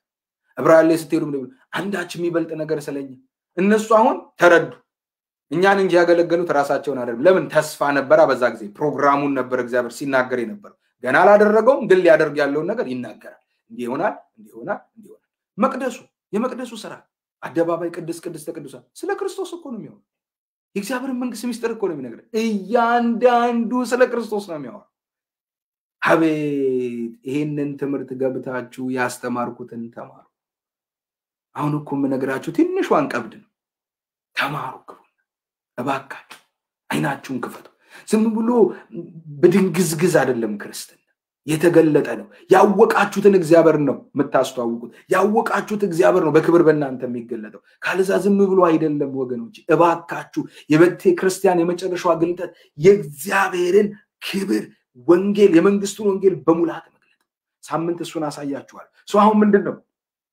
አፖስቶል ኦኬ በራሱ አንደበት አሳየዋችሁ ፕላኑን እቅዱን አስቀድሞ አልኩኝ ሐዋርያት ሥራ ምዕራፍ 2 ላይ የተነሳ ነው ቁጥር 22 ጀምሮ በቀደመው በእግዚአብሔር ሐሳብና ፍቃዱ ተሰቅሎ በእናንተ ታልፎ ተሰጥቶ ተሰቀለ ገደላችሁት አለ ጴጥሮስ ሲናገር ይሄ ምንድነው ብለን ስንል ሄደን አንደኛ ጴጥሮስ ሁለተኛ ጴጥሮስ ምዕራፍ 1 ላይ ሄደን አረጋግጠን ሁለቱንም ምዕራፍ 1 ላይ የክርስቶስ መንፈስ በእነሱ ሆኖ በነቢያቱ አፍ ይናገር ነበር ይሄ አስቀድሞ በተወሰነው የሚለው በሰው ዕድል አይደለም ኢየሱስ ላይ ሆነው የሆነ ሁሉ የሆነ በእግዚአብሔር ፕላን በእግዚአብሔር እቅድ በእግዚአብሔር ሐሳብ ነው። ይሄ እግዚአብሔር ውሳኔ እግዚአብሔር እቅድ እግዚአብሔር ፕላን ምንድነው ስንል በብሉይ ኪዳን የተነገረው ምንድነው አለ ተስፋ ነው። የወንጌል አንደኛው አካልና አንደኛው ዋናው ነገር የተስፋው ቃል ነው አለንና ከራሱ ከእግዚአብሔር ተነሳ ራሱ ጌታ ሰው በወደቀ ቀን ዘፍጥረት 3:15 እንደሚመጣ የሚወለደው የሚቀጠቀጥ እንደሆነ የሚቀጠቀጥና የሚቀጠቀጥ እንዳለ ተናገረ።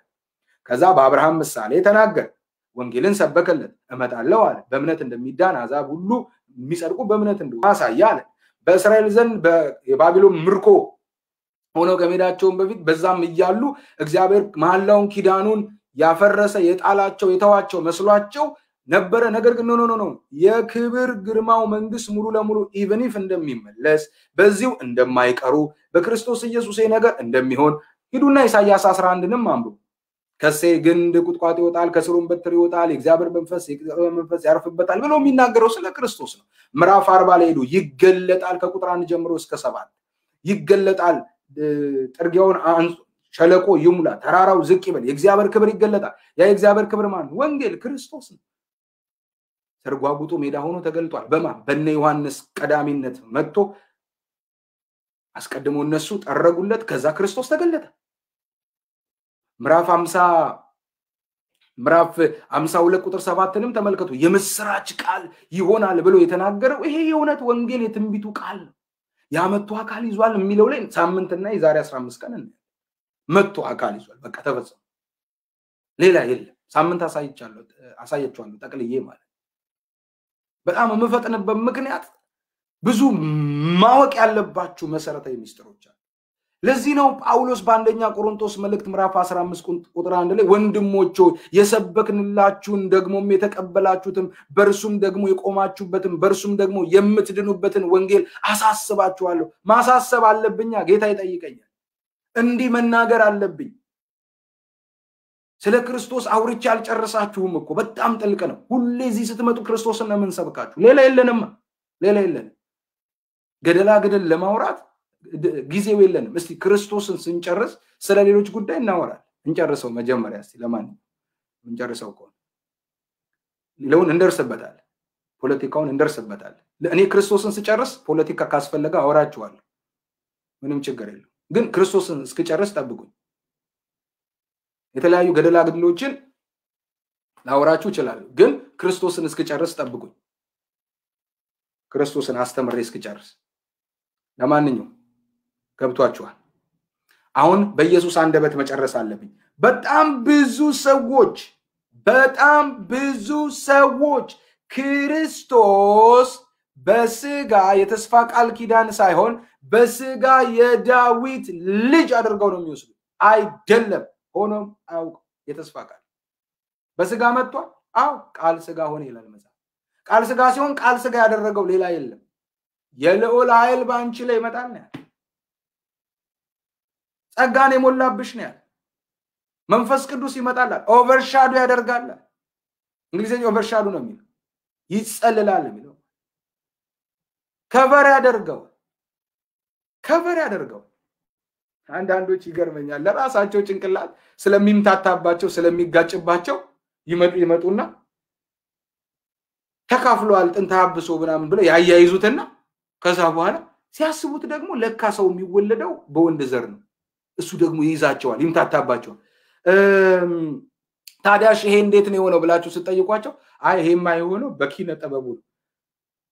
ከስጋና ከደም ጋር አገናኝተው ያመጡትና የዳዊት የስጋ እኮ ነው የምላችሁ የወንድ ዘር አድርገው ያመጡትና አይለም እኮ መጽሐፍ ያደርጉትና የተስፋው ቃል መሆኑን በመጽሐፍ ቅዱስ የተቀመጠውን ነገር ስላልበራላቸው የተስፋ ቃል መሆኑ ስላልበራላቸው ያገናኙትና ከስጋ ጋር ከዛ መተው ስንጠይቃቸው ይተናነቃቸው። ይሄማ በኪነ ጥበቡ ነው። ምንም በኪነ ጥበቡ በኪነ ምናምን የለም። እሱ ለቲያትር ነው የሚሰራው። እግዚአብሔር ያደረገውን ነገር ሁሉ ያደረገው ፐብሊክ ነው። እግዚአብሔር ደብቆ አያውቅም። አሰራሩ ግልጥ ነው። አንተ አንቺ በአእምሮሽ ስላልተስማማ ስላልገጠመልህ እግዚአብሔር ትክክል አይደለም ማለት አይደለም። እግዚአብሔር በቃሉ እንደተናገረው ነው ያደረገው። ሲጀምርም የሰማነውን ነገር ማናምኗል ያለ ሲጀምራው ያለ ወንድ ዘር ኢየሱስ ተወልዷል ቢባል ምን ብለህ እስቲ ቆይ አንተ አሁን አእምሮ ይገጥምልሃል? ይገጥምላ አይገጥምም አይገጥምልህ ለምን የምታውቀው ነገር አለ ስለዚህ በጣም ሚሊያዩ ነገሮችን በጥልቀት ማወቅ አለባችሁ በስጋ ዘር እና በተስፋ ቃል ዘር ሁለቱ ይለያያል አጥም መጽሐፍ ቅዱሳችሁን ዝም ብለን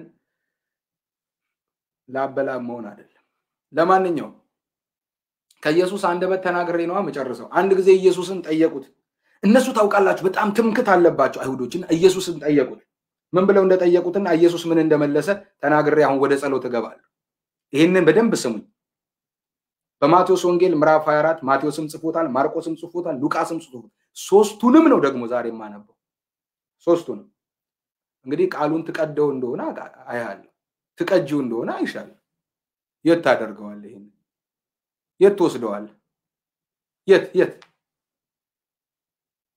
በማቴዎስ ወንጌል ምዕራፍ 22 ከቁጥር 41 እስከ 46 ተመልከቱ ፕሊዝ ይሄንን ቃል ፖስት አድርጉት ይሄውን የምነግራችሁ ከራሱ ከኢየሱስ አንደበት ጀምሬ ነው የነገርኳችሁ ዘፍጥረት 3:15 አሁን ደግሞ መዘጋው በአዲስ ኪዳን በራሱ አንደበት እሺ ሌሎች ዕውቀታቸው ፐርፌክት አይደለም ልንል እንችላለን እሺ እንደ ሰው ኤረር ይኖርባቸዋል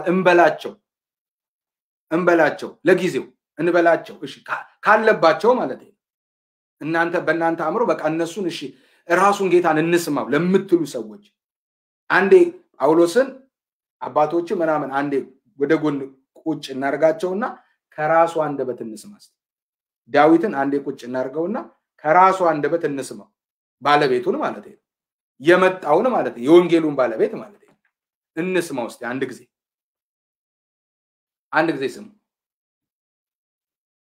የምትሰሙት እኔን አይደለም ጌታ ኢየሱስ ክርስቶስን ስሙት ላነብላችሁ ስሙት ማቴዎስ ወንጌል ምዕራፍ 22 ከቁጥር 41 እስከ 46 ስሙልኝ ይሄንን ጳውሎስ ሳይሆን ራሱ ኢየሱስ ነው የተናገረው ማቴዎስ ሳይሆን ራሱ ኢየሱስ የተናገረውን ነው ማቴዎስ የጻፈው ስሙት ፈሪሳውያንም ተሰብስበው አሁን ፈሪሳውያን መሰማት ፈሪሳውያንም ተሰብስበው ሳሉ ኢየሱስ አምሯቸው ውስጥ ስለ ኢየሱስ የተሳሳተ አመለካከት እንዳላቸው ያውቃል ራሱ ኢየሱስ ማለት ኢየሱስ ምን እንዳላቸው ስሙ ኢየሱስ ስለ ክርስቶስ ምን ይመስላችኋል አላቸው ስሙልኝማ ባካችሁ ራሱ ለመሰላችሁ ይሄንን ሆን ብሎ ይጠየቃቸው ውስጣቸው ያላቸው አመለካከት ክርስቶስ በስጋ የዳዊት ልጅ እንደሆነ ነው የሚያስቡት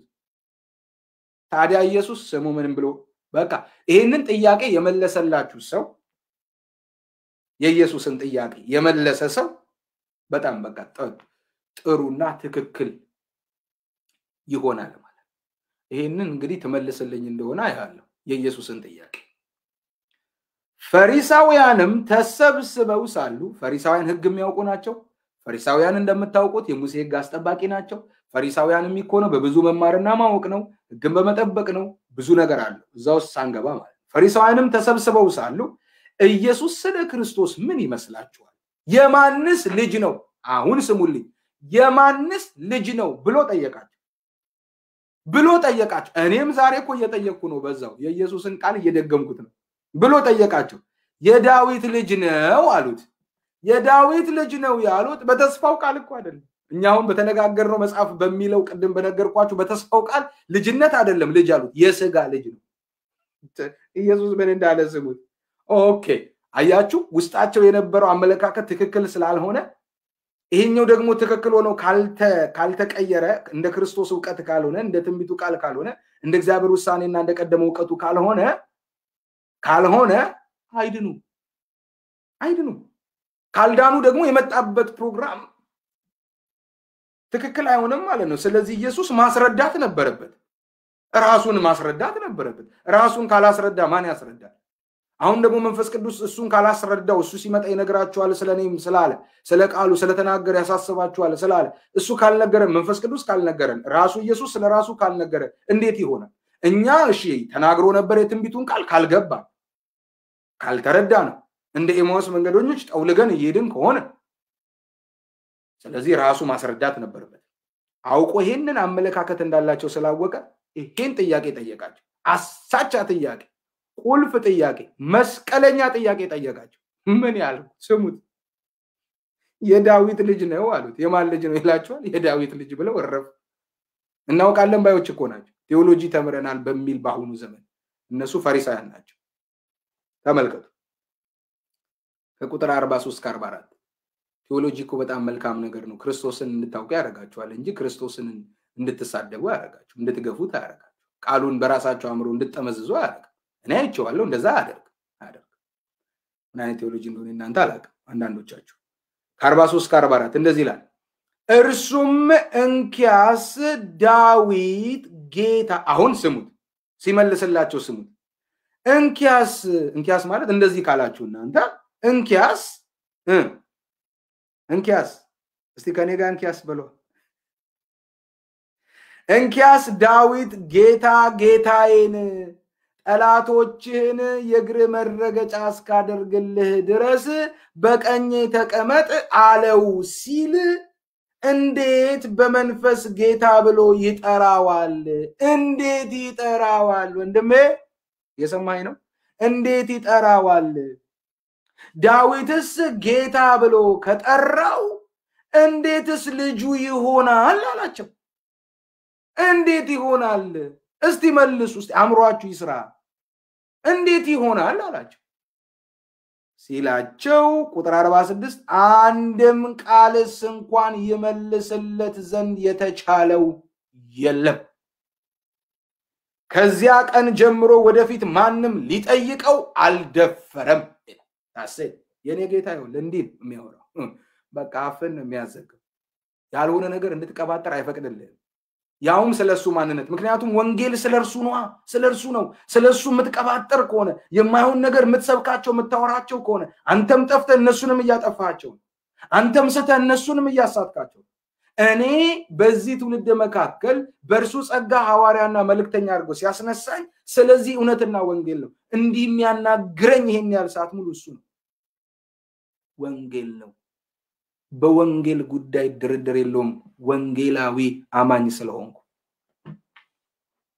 ድርድር የለም እሺ ማርቆስ እሺ በጣም ጥሩ ጻፊ የሚባለው ማርቆስን ደግሞ እሺ አሰማን አፖስቶል አራቱንም እሺ ላሰማችሁ ምዕራፍ 12 ቁጥር 36 ይሉ ዳዊትም ራሱ በመንፈስ ጌታዬን ጠላቶችን የእግር መረገጫ እስካደርግልህ ድረስ በቀኝ ተቀመጥ አለው ብሎ ደሴም ኢየሱስ በዮሐንስ በማቴዎስ ወንጌል የተናገረውን ከእንደገና ማርቆስ ደግሞ ይናገራል ሉቃስን ሐኪሙን ደግሞ ስሙት ምዕራፍ 20 ከ42 ጀምሮ ዳዊትም ራሱ በመዝሙራት መጽሐፍ ጌታዬን ጠላቶችን የእግር መረገጫ እስካደርግልህ ድረስ በቀኝ ተቀመጥ አለው ኑ አዲስ ኪዳን ሐዋርያት ሥራ ምዕራፍ 2 ከ34 እስከ 35 እናንተ ቤታችሁ አንብቡት አሁን ያልኳችሁ ዳዊትም ወደ ሰማያት አልወጣምና ዳዊት ወጣ ወደ ሰማይ አልወጣም ለምን ዳዊት አፈር ስጋ ስለሆነ በሐዋርያት ሥራ ምዕራፍ 13 ከቁጥር 35 እስከ 36 በሰበሰ ምን አለ ይላል በሰበሰ እስቲ በሉት ከኔ ጋር ዳዊት በስጋ ምን አለ በሰበሰ ከአባቶቹ ጋር ምን አለ ተከማቸ እስቲ ተከማቸ በሉት ተከማቸ ይግን አንተ የጠራኸው ቅዱስህ በስጋ መበስበስን አላየም ለምን አላየም አባቱ በስጋ ዳዊት ከሆነ ይሄም መበስበስ አለበት ይሄም ከእንደገና መመለስ አለበት ወደ አፈር ይሄ አልተመለሰም ሁለተኛው አዳም ኢየሱስ ለምን አልተመለሰም ቃል ስጋ ነው ቃል ስጋና አፈር ስጋ ይለያል የተስፋ ቃል ዘርና የስጋ ዘር ይለያያል ሁለቱን ለዩ አጥኑ ሆምወርክ ሰጥቻችኋል ሲቀጥል ኢየሱስ ምን እንዳለስ ዳዊት ወደ ሰማይ አልመጣምና ነገር ግን እርሱ ጌታዬን ጠላቶችን የእግር መረገጫ እስካደርግልህ ድረስ በቀኝ ተቀመጥ አለው ለዚህ ነው ይናንተ የሰቀላችሁትን ኢየሱስን ጌታም ክርስቶስም አድርገው እንዳስነሳው የእስራኤል ወገንና ህዝብ ሁሉ በርግጥ ይወቅ ይሄንን በተናገረ ጊዜ ጴጥሮስ ልባቸው ተነካ ምን እናድርግ ብለው አሉት በጌታ በኢየሱስ ክርስቶስ ስም እመኑ መንፈስ ቅዱስንም ስጦታ ተቀበላላችሁ በጌታ በኢየሱስ እመኑ ነው ያላችሁ ምክንያቱም የማያምኑት በኢየሱስ ነው ቃል ስጋ እንደሆነ አላመኑ እሱ ክርስቶስ እንደሆነ አላመኑ የተስፋ ቃል ዘር በነ አብርሃም በነ ዳዊት የተናገረ በነ ይስሐቅ ምሳሌነት ፊገራቲቭ ላይ የተናገረው ነገር በሙሉ ተጽፏል ያነቡታል ግን አላስተዋሉ አላወቁት ለዚህ ነው አያችሁ ይሄ እውነት የሆነው ማለት ነው ስለዚህ የተስፋው ቃል ይሄ ነው የተስፋው ቃል አሁን የሰማችሁት ይሄ ነው አሁን ይሄንን ወንጌል የተስፋውን ቃል በክብር ማየት ትፈልጋላችሁ አሁን ማየት ትፈልጋላችሁ ማየት የምትፈልጓላችሁ ዛሬ ዋና የወንጌል ስለ ወንጌል ስናነሳ ወንጌል ስንል ዋና ሐሳቡ የተስፋው ቃል በሚል ነው የነገርኳችሁ ይሄ የተስፋ ቃል ደግሞ ምንድነው ብያችኋለሁ ሐዋርያት ሥራ ምዕራፍ 2 ከቁጥር 22 ጀምሮ እስራኤል ሰዎች ይህንን ቃል ስሙ ራሳችሁ እንደምታውቁ የናዝሬቱ ኢየሱስ እግዚአብሔር በመካከላችሁ በሱ በኩል ባደረገው ተአምራትና በድንቆች በመልክቶችም ከእግዚአብሔር ዘንድ ለእናንተ የተሰጠ ሰው ነበረ እርሱንም በእግዚአብሔር በተወሰነው ሐሳቡና በቀደመው ዕውቀቱ ተሰጥቶ በአመፀኞች እጅ ሰቅላችሁ ገደላችሁት እግዚአብሔር ግን የሞትን ጣር አጥፍቶ አስነሳው ሞት ይዘው ዘንድ አልቻለምና ዳዊት ስለርሱ እንዲህ ይላልና ጌታ ሁሉ ጊዜ በፊቴ ያዋለው እንዳልታወቅ በቀኝ ነውና ስለዚህ ልቤን ደስ አለው ልሳኔም ሐሴት አደረገ ደግሞም ስጋዬ በተስፋ ያድራል ነፍሴን በሲኦል አትተዋትምና ቅዱስም መበስበስን ያይ ዘንድ አትጥለው እኮ ስለ ክርስቶስ ፕሮፌቲካሊ በዳዊት የተነገረ ዳዊት ግን በአካል በስብሷል ሞቷል ከአባቶቹ ጋር ተቀብሯል መቃብሩ አለ አብርሃምም እንደምታውቁ ተቀብሯል በገዛው ስፍራ ላይ እሱም ያዕቆብም ሁሉም መስመሩን ይዘው እዛን የተቀበሩት ወገኖቼ ክርስቶስ ግን ከሙታን ተነሳ ይሄ የተስፋ ቃል የእግዚአብሔር ውሳኔ የእግዚአብሔር ዕቅድ የእግዚአብሔር ፕሮግራም ከዘፍጥረት 3:15 ጀምሮ የተነገረው ነበር ይሄንን ነበር እግዚአብሔር ሲናገር የመጣ ምንም ነገር ያደርግ እግዚአብሔር በዛ ውስጥ ይናገር የነበረው ስለሱ መምጣት መጥቶ ሊያድነን መጥቶ ሊያስመልጠን መጥቶ ሊለውጠን መጥቶ የርሱ አካል ሊያደርገን ስላለው ፕሮግራም ነበር እንዴት ድንቅ ምስጢር ወንጌል ይሄ ነው እንጂ ዝም ብሎ ይሄ አንዱ ካንዱ ጋር የሚከራከርበት አይደል የወንጌል ዋና ሐሳቡ የተስፋው ቃል እስከ አዲስ ሰማይና ምድር በእስራኤል ደግሞ በሺው ዓመት መንግስት እስከሚመለስላት ክብር ድረስ አሳይቻችኋለሁ የተስፋውን ቃል ያውም ዛሬ አሳየዋችሁ ሃይላይት ሙሉ ትምህርቱን መማር የምትፈልጉ ተመዝገቡ ttlic.org ላይ ተመዝግባችሁ ተማሩ ከዚህ በፊትም ያስተማርኩትን ትምህርት እዛው አፖስቦ ሚኒስትሪስ ላይ ያለላችሁ ገብታችሁ መስማት ትችላላችሁ እግዚአብሔር ይመስገን እንዲህ እንድናገር አፌን የከፈተ ጌታ ስሙ ይክበር ያው አንዱም በላይ ላይ ያለው የሐዋርያነት ጸጋ መልእክተኝነት ስለሆነ ስለ ክርስቶስ ከተነሳ በጣም ጥልቅ ነገር ነው ማወራ አሁን ራሱ ጥቂቱን የነገርኳችሁ በጣም ጥቂቱን የነገርኳችሁ በጣም ጥልቅ ሚስጥር ነው ውስጡ ያለው ተስፋው አካል ይዟል ሳምንት አሳያችኋል ያ ተስፋ የወንጌል ዋና ሐሳብ ያ ተስፋ አካል ይዟል ይሄ አሁን ያልነው ሁሉ የተስፋ አካል ይዟል በዳዊት ጽሜን ነጩኝ ተነጋገሩብኝ የሰላሜ ሰው ከገበቴ ላይ እንጀራን የበላ ተረከዙን አነሳብኝ ዛሬም ተረከዝም ያነሱ አለ የሚገርም አይደል ስለዚህ አንድ ሰው እንደዚህ አለኝ በጣም እኮ ስሜን አጠፉት ምናምን በቃ ተደራጅተው ምናምን በሚዲያ ምናምን እንደዚህ አሉብኝ እንደዛ አሉብኝ ምናምን አለ እንጂ በመጀመሪያ ደረጃ ሰይጣን ምን ሰርቶ ይብላ የሚበላም ከሆነ ምን ሰርቶ ይብላ እነሱ ፌመስ መሆን ስለሆነ እቅዳቸውና አላማቸው ይሄን ኦርጋኒክ ወንጌል በመናገር የእግዚአብሔርን ክብር መግለጽ ሳይሆን የፌስቡክ ጦረተኞች ስለሆኑ የዩቲዩብ ጦረተኞች ስለሆኑ ጄኒውሊ አንድ ሰው እንኳን ቢያቸው ወንጌልን የመናገር አቅም ስለሌላቸው ፌመስ መሆን እየለፈለፉ ልክ እንዳለው ዮሐንስ ማለት ነው ሐሰተኛ ነበሩና በወቅቱ ክርስቶስ በስጋ አልመጣም ብለው የሚሉ ስለነበሩ በእንደዚህ እየለፈለፉ ነበሩ በወቅቱ ልክ እንደ ዲያጥሪጦስ ማለት እና እንደዛ ይሆኑ ምን ሰርተው ይብሉ ሰይጣን እየተጠቀመባቸው በመጀመሪያ ደረጃ አንተ አገልጋይ ነህ አልኩት አዎ አለ አገልጋይ ከሆንክ ሲጀምር አገልጋይ በክፉም ወሬ በመልካምም ወሬ ራሱን ያማጥናል አገልጋይ የእግዚአብሔር አገልጋይ እውነተኛ አገልጋይ ክፉም ወሬ ሲወራበት መልካምም ወሬ ሲነገርለት ሁለቱም የሚይዘው አይደለም እኔን ተመልከተኝ አልኩት በመጣውበት የፌስቡክ እና የዩቲዩብ አገልግሎት በነበርኩባቸው መንገዶቼ ሁሉ በጣም ክፉን ወሬ ሰይጣን ሲያስወራባቸው በእነሱ ሆኖ ሲያወራባቸው የነበሩ ብዙ ሰዎች አውቃለሁ ሐዋርያ የተባሉ ወንጌላዊ የተባሉ አውቀው ደግሞ ውስጥ ለውስጥ ካድሬ ተብለው ተመድበው የሚላኩ ነበሩ አቃቸው ሲጀምር እኔ አይደለም እኔ ሰሆን ነው መከራከራው ለራሴ በየአደባባዩ ሰድበውኝ ያጋል ብዙ ነገር ብለው ያጋል ትኩረቴም አይደሉም ሲጀምር ትኩረቴም አይደሉም እኔ ትኩረቴ ክርስቶስን ነው መስበከው ስለዚህ እንደው እንደ ደመና ጥቂት እኔ ምስክር በሆንልህ ይሄንን ተከተል አልኩት አንደኛ እግዚአብሔር አገልጋይ ከሆንክ ሰደቡኝ አይባል ተቃወሙኝ አይባል ከነገና ደግሞ አንደኛ የእግዚአብሔርን ቃል እንደሚል አንተ አገልጋይ ከሆንክ ሲያጨበጭቡልም ደግሞ አይባልም ሁለቱም አንተ ላይ ተጽኖ የሚፈጠር ከሆነ አገልጋይ አይደለም አልኩት ዋታ ሁለቱም መልካምም ወሬም ክፉም ወሬም መጥቶ ተጽኖ የሚፈጠርበት ከሆነ መልካም ሲወራ በቃ የሚገርም አስተማሪ እግዚአብሔር ክብር የሚገለጥበት ተብለህ ሲባልልህ ልብ በቃ በትዕቢት ንፍት ብሎ በቃ እንደኔ የለም የምትል ከሆነ ወድቃል የእግዚአብሔር አገልጋይ አይደለም ከነገናም ደግሞ ወሬ ሲያስወራበት ሰይጣን ጳውሎስ ላይ ብዙ ወሬ አስወርተውበት ነበር ብዬ ነገርኩ ክፉ ወሬ አወሩበት ብዙ ነገር ተናገሩበት እሱ እንዲህ ነው እሱ ሐሰተኛ ነው እሱ እንደዛ ነው እሱ እንደዚህ ነው ብለው ጳውሎስ ላይ ብዙ ነገር አስወርተው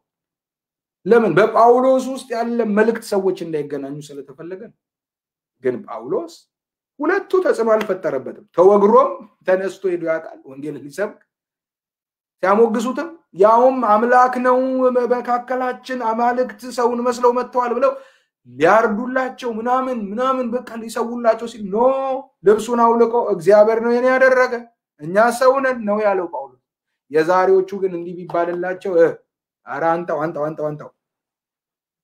አንተው ቀይ ምንጣፍ ይነጠፍ ማይክ ይዘህ ተንበርከክ አምጣው እንደዚህ አይነት አምላክ ብለ አስጮ በፌስቡክ እሱ ዋና ነው እንትን ነው የትውልዱ እንትን ነው ብለ አስጮ ሐዋርያና መስራች ባለራይ ነው ብለ አስነፈሰው አስወራው እንዴ እሱ እኮ በጣም ምናምን ተናጋሪ ነው ብለ አስወራ ምናምን ይላሉ ጳውሎስ እንዲያላረገ ኖ ይሄን ያደረገው እግዚአብሔር አሁንም ከዚህ ቀጥሎ የሚሆነው ነገር በሙሉ በእግዚአብሔር ነው በአፖስቶል ቦርና እግዚአብሔርን ክብር ማየት የምትፈልጉ ሰዎች አሁን ተዘጋጁ የትኛው ተጸልያለሁ በዲሴምበር 19 2020 የቅዳሜ የመጨረሻው ጸሎት ነው ሌላ ቅዳሜ ይሄ መጨረሻ ዛሬ ተስፋ ሆኖ በእጃችሁ ላይ